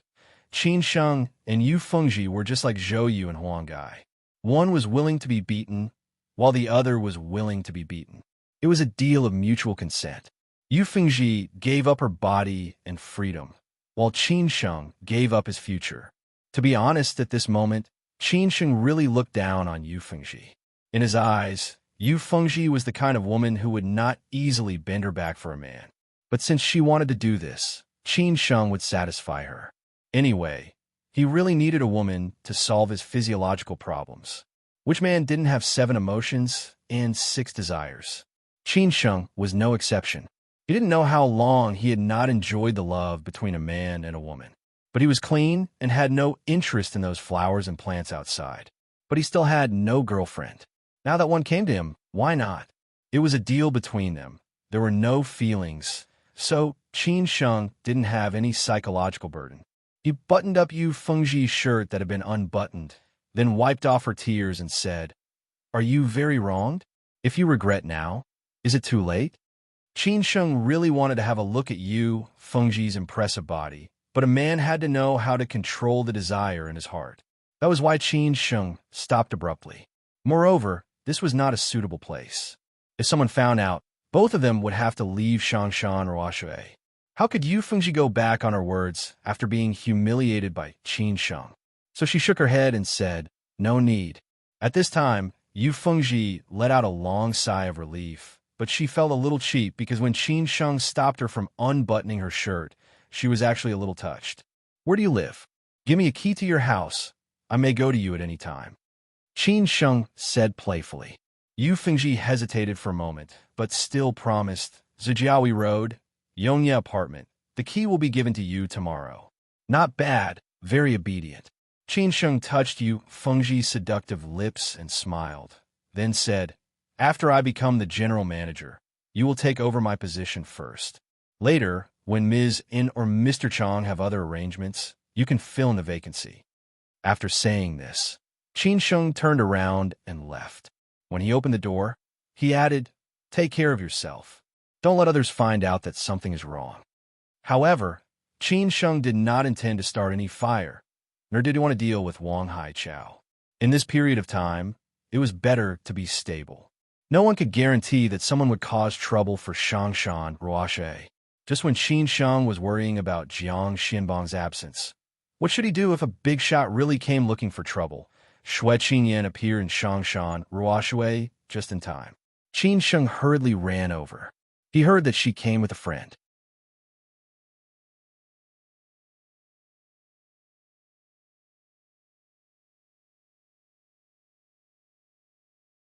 When Qin Sheng entered the door, her expression changed a little. She kept frowning and staring at Qin Sheng. She felt that this young man was a little familiar, as if she had seen him somewhere before.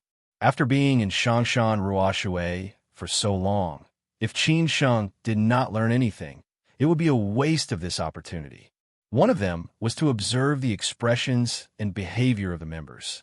For example, most members seemed polite to artists or their managers, but in fact, there was disdain hidden in their eyes.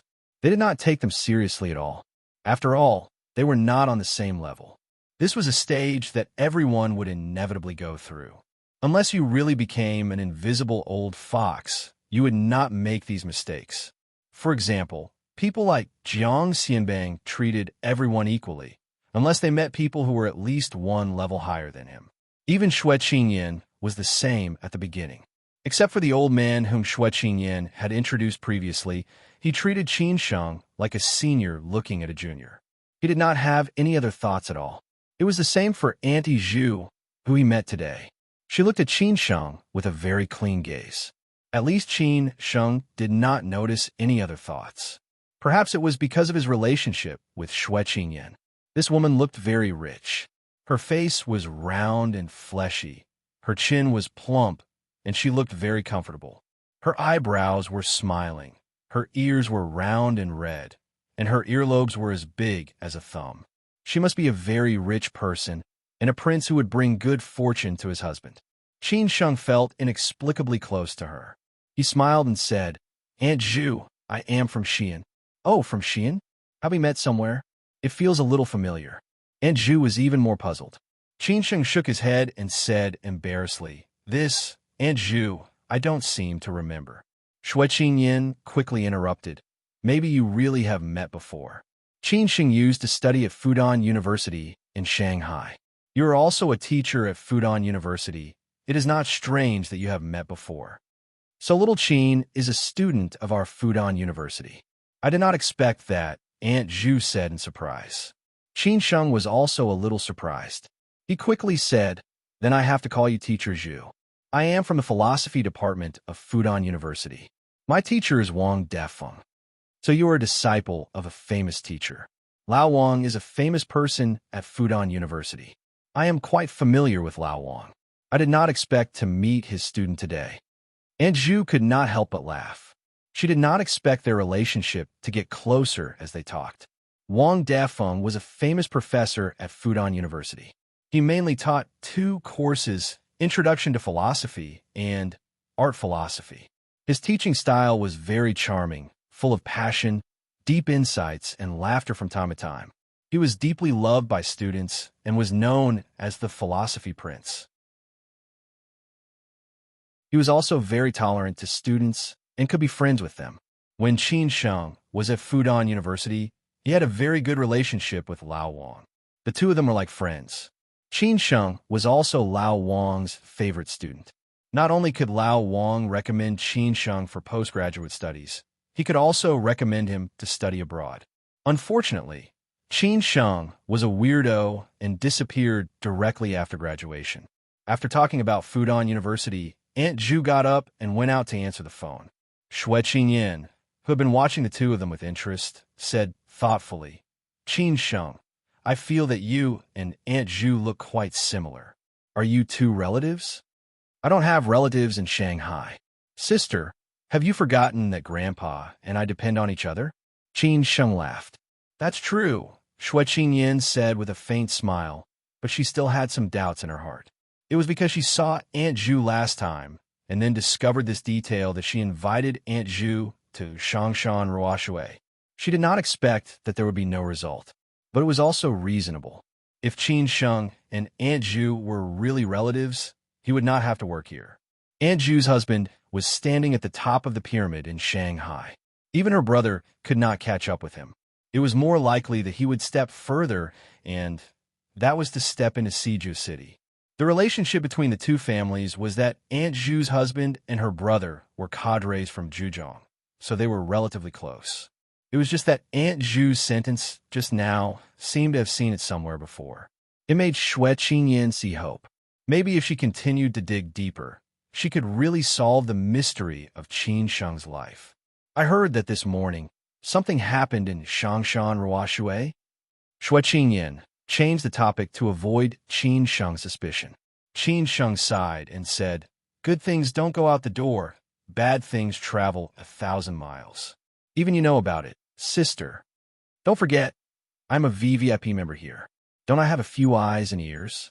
Xue Qingyan snorted coldly. Qin Sheng smiled and nodded. Then he asked tentatively, "Sister, do you know anything about Mr. Jiang?" Xue Qingyan heard this sentence and looked up at Qin Sheng.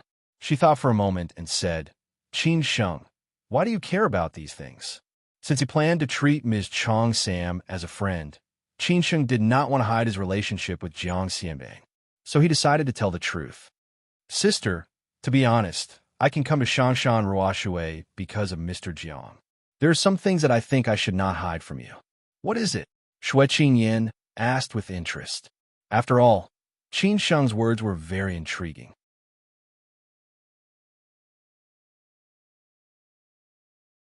Chapter 124. Let's go. It's the middle of the month. Do you have a monthly ticket? Only with sincerity could one stand the test of time. Qin Sheng and Xue Qingyan were already so close that he did not expect Xue Qingyan to help him in any way. Even if Xue Qingyan took the initiative to change his job, Qin Sheng rejected it. He did not want some things to be too deliberate, and he did not want to owe Xue Qingyan a favor for small things. Qin Sheng cared a lot about his relationship with Xue Qingyan, so he did not want Xue Qingyan to have a gap in her heart because of this, so he decided to take the initiative to tell her. When Xue Qingyan heard this, she said meaningfully, "I guessed it long ago. Otherwise, how could you become a manager so quickly? Don't forget what happened in Hangzhou last time. Do you really think that I don't know who Hong Xing is? I was waiting for you to tell me the truth. Fortunately, you didn't let me down. I can't hide anything from you, sister," Qin Sheng said with some relief. He also felt that Xue Qingyan should have guessed something, otherwise she would not have repeatedly reminded him to be careful over the phone. Xue Qingyan picked up the teacup and said softly, "Tell me the story between you two. I'm very curious. How did you know this big shot?" "Actually, there's not much of a story. It's just that Jiang Xianbang and my grandfather had a history. He helped me a few times when I was in college. After returning to Shanghai, I wanted to do something, so I looked for him. After all, he could give me a higher platform." Qin Sheng explained very simply and did not exaggerate too much. After hearing this, Xue Qingyan did not understand and asked, "What history could Jiang Xianbang have with your grandfather?" "It's all about the elders. I'm not very clear about it," Qin Sheng said casually, not planning to investigate further. "No wonder. I was wondering why you became the manager of the reception department so quickly." I guess it won't be long before you become the general manager, Xue Qingyan joked. After this little interlude, Qin Sheng returned to the main topic. Sister, now can you tell me what happened to old Jiang? Why do you have to hide in Hong Kong for a while? It's not a bad thing to go out and hide for a while. It seems that the Wangbei Tower of the Four Seasons Hotel is going to have another important guest, Xue Qingyan said with a slight sigh. She was not surprised that something would happen to Jiang Xianbei. After all, the big boss behind him was in some danger, but it was not that serious. Otherwise, he would not have been able to go to Hong Kong. At least, he was not restricted from appearing on camera or having personal freedom. Qin Sheng was still confused. I don't understand. Who on earth did I offend? It's best if you don't understand these things. It's not that he offended any big boss, but that the big boss behind him lost his power. So naturally, there will be many people who take advantage of him, Xue Qingyan explained. At this point, there was no need to say more. After all, even if Qin Sheng wanted to help, there was nothing he could do. Qin Sheng did not ask further. It seemed that whether it was Jiang Xianbang or Xue Qingyan, some things were taboo.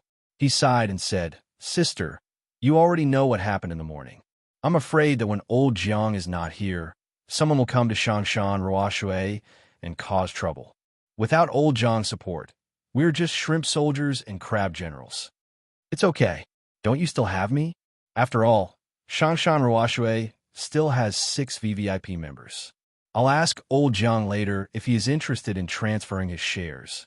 In this way, Shangshan Ruoshui will not be targeted, Xue Qingyan said. Hearing this, Qin Sheng was relieved. If Xue Qingyan really stood up, then those people would probably have to give her some face. After all, her brother was a governor. At this time, Aunt Zhu came back after call. She said with some embarrassment, Qingyan, I have something to do at school. I have to go first. I can't accompany you. Aunt Zhu, what's wrong? Do you want me to send you? Xue Qingyan quickly stood up. She wanted to have a good chat with Aunt Zhu today. After all, she had not seen Aunt Zhu for a while. Aunt Zhu walked over and picked up her coat and bag. She said, It's nothing. It's just a small matter. I'll take a taxi myself. Let me send you. Anyway, I have nothing to do now, Xue Qingyan insisted. She did not dare to neglect the wife of a governor. Moreover, the relationship between the two families had always been good. So in the end, Aunt Zhu obeyed Xue Qingyan's arrangement. Qin Sheng politely sent them to the door. On the way, Aunt Zhu smiled and said, Little Qin, I always feel that we are quite fated. I will come to Shangshan Ruoshui often in the future. Don't think I'm annoying then. Aunt Zhu, what are you saying? I can't wait for you to come every day. Just tell me, and I will arrange everything. Qin Sheng quickly replied. After chatting for a while, Qin Sheng sent them to the car. When Xue Qingyan's Land Rover opened the door, Qin Sheng turned around and went back. After work, Qin Sheng ran to number 1 Zhongliang Ocean View to find Xiaoding. Recently, he had been busy and did not have time to see him. He only occasionally chatted in the dormitory WeChat group. Everyone was not busy anymore. He was no longer a daydreaming teenager. After entering the door, Qin Sheng smelled a fragrance. He smiled and joked, Wow, you actually cooked to entertain me today? Not bad. I have this treatment. Before he finished his words, a beautiful woman wearing an apron with her hair tied up came out of the kitchen. She held a spatula in her hand and said, My dear, is the boss here? Qin Sheng looked confused. This guy did not say that there was someone else. Xiaoding stood to the side and smiled very playfully. Hello, boss. The beautiful woman smiled and greeted. Qin Sheng could only say politely, Hello, hello. This is my girlfriend, Chun Jing. Is she beautiful, boss? Xiaoding said very casually, ignoring Qin Sheng's helpless look. Qin Sheng said awkwardly, Beautiful, beautiful. Then you guys chat first. Dinner will be ready soon. After the beautiful woman called Chun Jing said hello, she went back into the kitchen. Qin Sheng and Xiaoding smoked on the balcony. Xiaoding brought Qin Sheng a cup of Coke. Qin Sheng sighed and said, I really admire you. Can't you stop? Aren't you afraid of retribution? What retribution? Who asked you to take away my goddess? I can only find a new relationship to forget the past. This girl is a famous internet celebrity. It really cost me a lot of money to win her over, Xia Ding said indignantly. Qin Sheng snorted and said, "What do you mean by taking away your goddess? That is your wishful thinking. When I met Lin Su, who knows where you were?" Okay, okay, look at how you value love more than friendship. When talking about beauty, Lin, you seem to be anxious. I am not going to fight with you. Tell me, how are you guys progressing? Xia Ding laughed and said, to him, love and beauties were necessities of life. Without love and beauties, life would be boring. As for the karma and so on, he did not care. He only cared about how he lived in this life. Qin Sheng laughed and said, not bad. I accompanied her shopping for a whole day yesterday. I was almost exhausted. Shopping with a woman is really physical work. I don't know how you practice, but you seem to enjoy it. Not bad, boss. You're progressing so fast. I know that Beauty Lin almost never eats alone with men, not to mention dating and so on. You accompanied her shopping. It seems that Beauty Lin has a good impression of you. I really don't know what happened between you two in the past. Is there some unknown story? Xia Ding joked. Qin Sheng stared at him and said, this has nothing to do with you. But boss, I have to remind you that Goddess Lin has a powerful and influential protector. I only found out about this a few days ago. I'm glad that my decision to give up was a wise one. Otherwise, if I was targeted by him, I'd definitely lose a layer of skin. Xia Ding's expression changed slightly as he spoke in a heartfelt tone. Speaking of young Master Yin, it would be a lie if Qin Sheng said that he was not afraid or afraid. But things like feelings, they must have mutual feelings for each other. If they have feelings for each other, then don't force them. In the end, whoever Lin Su chooses will be qualified. If she does not choose, even if you put the other party in a dead end, she will not change her mind. You're talking about Yin Chaozong, right? I know, Qin Sheng said slowly. Xia Ding was not surprised and said, it seems that you have done your homework, boss. Not only do I know, I also saw him that day. Qin Sheng continued. Xia Ding said with a surprised look, did they fight each other when they met their love rivals? Boss, you're really amazing. However, I advise you to be more careful about this matter. This Yin Chaozong is not easy to deal with. If he really wants to vent his anger on you, to put it bluntly, it will be hard for you to stay in Shanghai. It is not that serious, Qin Sheng said with a smile. Xia Ding chuckled. Fearing that he would scare Qin Sheng, he replied, I'm just saying the worst-case scenario so that you can be mentally prepared. It's best if nothing happens. If Beauty Lin can handle your relationship well, I don't think Yin Chaozong will force you to do something against your will. Let's not talk about this. It is going to be New Year's Day soon. I plan to go back to Xi'an. Qin Sheng changed the topic. Xia Ding said happily, I'm going to the Maldives with my girlfriend for a week. Ha ha ha. We're going to be separated again. Sigh. I really don't know what to say to you. As long as you are happy. Qin Sheng shook his head and said. After 10 minutes, Xia Ding's new girlfriend had prepared dinner. It was Western food that Qin Sheng did not like, such as steak, salad, and so on. Although Western food was healthier, Qin Sheng, who could not let down good food, loved Chinese food more. Look at the 8 major cuisines, all kinds of local specialties. You could not finish them in a lifetime. After dinner, Qin Sheng took his leave. He did not want to disturb the couple's private world. He called Lin Su, who had just returned to the apartment after dinner. Qin Sheng said deliberately, I just came out too. I'm a little full. Isn't there a park next to your neighborhood? Do you want to take a walk together? Lin Su had a pile of work to deal with. She was a little hesitant in her heart, but her mouth somehow agreed.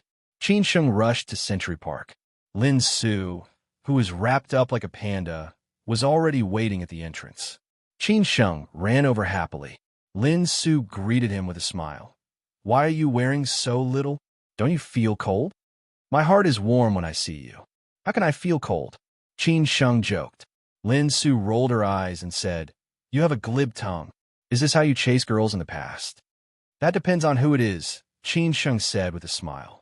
Lin Su said disapprovingly, do you think I believe you? Let's go.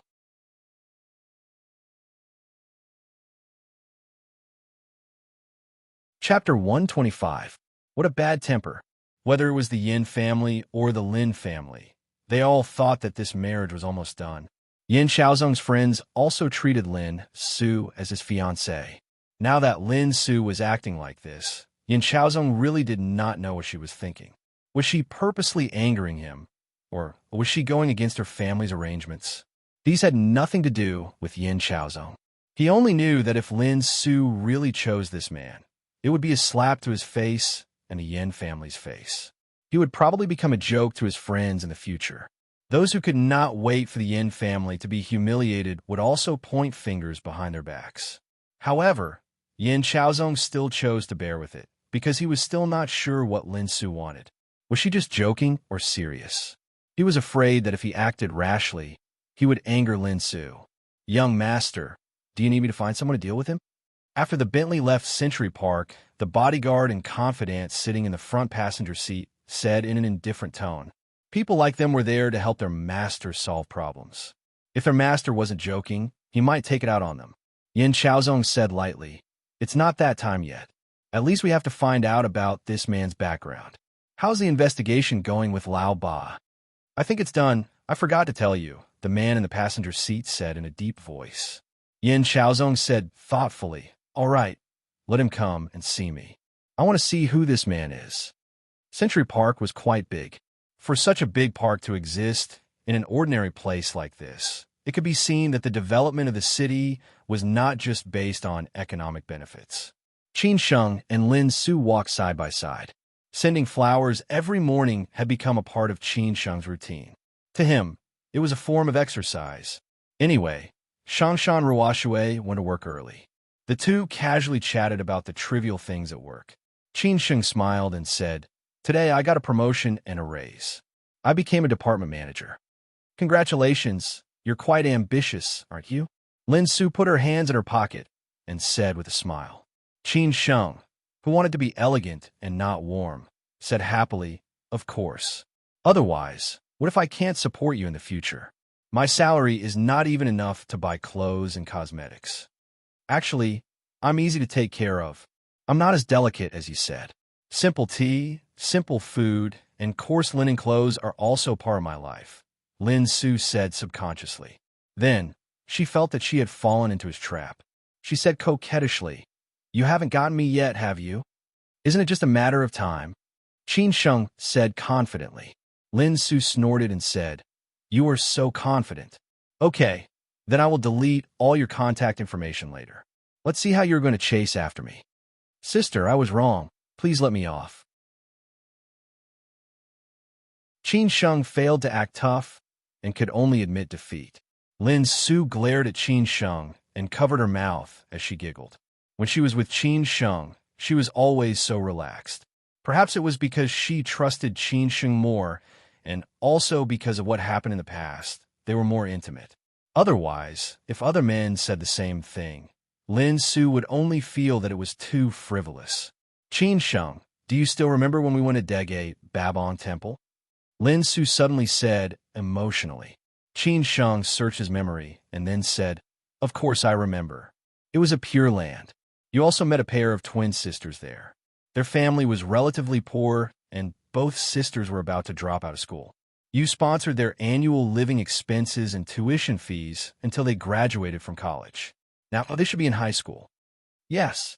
The elder sister is in her 3rd year of high school today, and the younger sister is in her 2nd year. They didn't let me down and studied very hard. Their teacher would regularly tell me about their situation. Every time, they were in the top 3 of the whole grade. I kept saying that I would go back to see them, but I didn't have the time. I don't know how they are now," Lin Su said thoughtfully. Qin Sheng did not have this ability at that time, so Lin Su sponsored them. Having a kind heart was the heart of Buddha. Doing some good deeds was blessings. This was also what attracted Qin Sheng to Lin Su. It was all accumulated bit by bit. "At that time, I felt that you were a good girl, so I didn't want to miss you," Qin Sheng said with emotion. Lin Su did not answer. She just continued. "Actually, many people don't know that it doesn't cost a lot to sponsor a student to study. A junior high school student costs $1,000 a year. A high school student costs $2,500 a year, plus buying some clothes and so on. The two girls add up to $5,000 a year. For many people in Shanghai, $5,000 is just the cost of a meal or a night at a nightclub, but they don't have the heart. They don't know that they're spending on a meal or a night at a nightclub could change a child's life. So later, I set up a charity bursary fund to help these poor children continue to study. The outside world is so wonderful. Why should they live there for the rest of their lives? It was only then that Qin Sheng recalled that the charity auction banquet at Banyan Tree Manor was organized by Lin Su and her friends according to Xia Dingho. If a person were to gain wealth and status from this society, they would have to know how to be grateful and give back. In this aspect, Lin Su was several levels higher than many others. Moreover, she really wanted to help those children. She was not comparable to those local tycoons who pretended to be sheep and sold dog meat. Qin Sheng said sincerely, "I admire you very much for this. When I have the ability, I will be like you." "I believe in you," Lin Su said with a smile. They walked and stopped, chatted, and laughed. Time passed very quickly. For any pair of lovers, or a man and a woman who were about to become lovers, when they were together, they always felt that time was not enough. At about 10 o'clock, Qin Sheng sent Lin Su home. As usual, he stopped downstairs. Lin Su did not ask Qin Sheng to go up and sit for a while. She was afraid that Qin Sheng would think too much. Qin Sheng did not dare to be presumptuous. In fact, this feeling was quite good. At noon the next day, Qin Sheng left Shangshan Ruoshui and went directly to Jiang Xianbang's garden house. Jiang Xianbang did things quickly. He just said that he was going to donate antiques and cultural relics, and the whole garden house could not be found anymore. Today, Shangshan Ruoshui also began to clean up. Maybe Jiang Xianbang had already thought of all the countermeasures in advance. This time, Jiang Xianbang only brought Liu Jingyi to Hong Kong. There would be friends there to take care of him. This house was handed over to the old housekeeper and Qing. Qing also seemed to feel that something was wrong. Even though Jiang Xianbang did not tell her, she did not ask too much.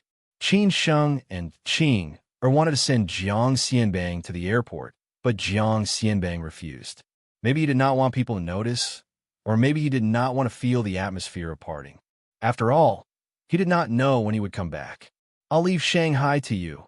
Jiang Xianbang patted Qin Sheng's shoulder and said meaningfully. This sentence was very thought-provoking. Qin Sheng always felt that this responsibility was a bit heavy, but he still gritted his teeth and nodded. "Uncle Jiang, don't worry. If there is anything, just tell me directly. Help me take care of Qing," Jiang Xianbang said in a low voice. Of course, this sentence was not heard by Qing. After saying goodbye to Qin Sheng, Jiang Xianbang walked in front of Qing and touched her hair like a father. He smiled and said, "You are so stubborn. I'm going to Hong Kong on a business trip. It's not like I won't come back. I've never seen you like this before." "Uncle, then go early and come back early." Qing did not want to distract her uncle, so she forced a smile. Liu Jingyi opened the car door. Jiang Xianbang waved his hand and said, "Okay, go back, it's cold outside." After that, he bent over and sat in the car. Qin Sheng, Qing, and the others watched the Mercedes-Benz go away until the door closed. Today's weather was really not good. Qing, and Qin Sheng returned to the living room. The old housekeeper went to take a nap, leaving only them sitting in the living room. Qin Sheng casually asked, "Don't you have class in the afternoon?" Qing shook her head absent-mindedly. Qin Sheng joked, "I think watching you make tea is an art. I don't know if I have the honor to drink a pot." Although Qin Sheng drank tea made by Qing a few times, it was all because of Jiang Xianbang. Since he had nothing to do and Qing seemed to be in a bad mood, Qin Sheng would accompany her. If it was in the past, Qing would definitely be too lazy to care about Qin Sheng. But today, she did not refuse. She got up to get Jiang Xianbang's treasure tea leaves and did not ask Qin Sheng what tea he wanted to drink. It could be seen that she had a lot on her mind. After a while, Qing brought a cake of ripe pu'er tea and began to make tea for Qin Sheng. Qin Sheng casually asked, "It's going to be New Year's Day soon. Uncle Jiang is not here. What are your plans?" "Nothing," Qing said without looking up. Qin Sheng took the initiative to invite her. "Anyway, you have nothing to do during the holiday. I'm going back to Xian. Do you want to go to Xian for a few days? Qing, or did not know what Qin Sheng wanted. She looked up and stared at him.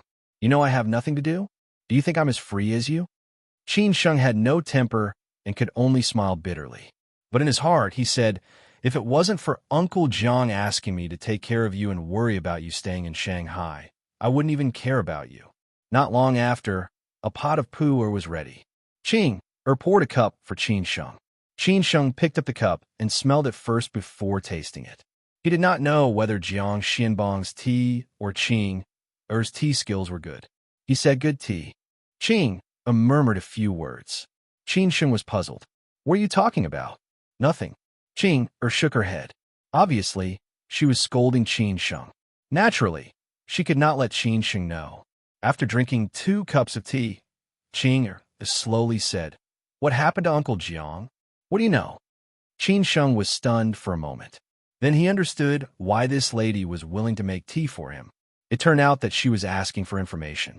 So he put down the cup and shook his head. It's not that I don't want to tell you. It's that I don't know. You really don't know? Qing snorted. Qin Sheng firmly said, Lady, I really don't know, whether you believe it or not. I think it's better not to drink this tea. Qing felt that Qin Sheng was not willing to tell her. So she directly poured the pot of pu'er tea, which was worth more than 10,000 yuan, into the dustbin without hesitation. Qin Sheng was anxious and shouted, Damn, what are you doing? Don't waste the tea. You're tuning in to the Warrior Lore YouTube channel. Don't forget to subscribe and join us on this journey to catch the most captivating stories.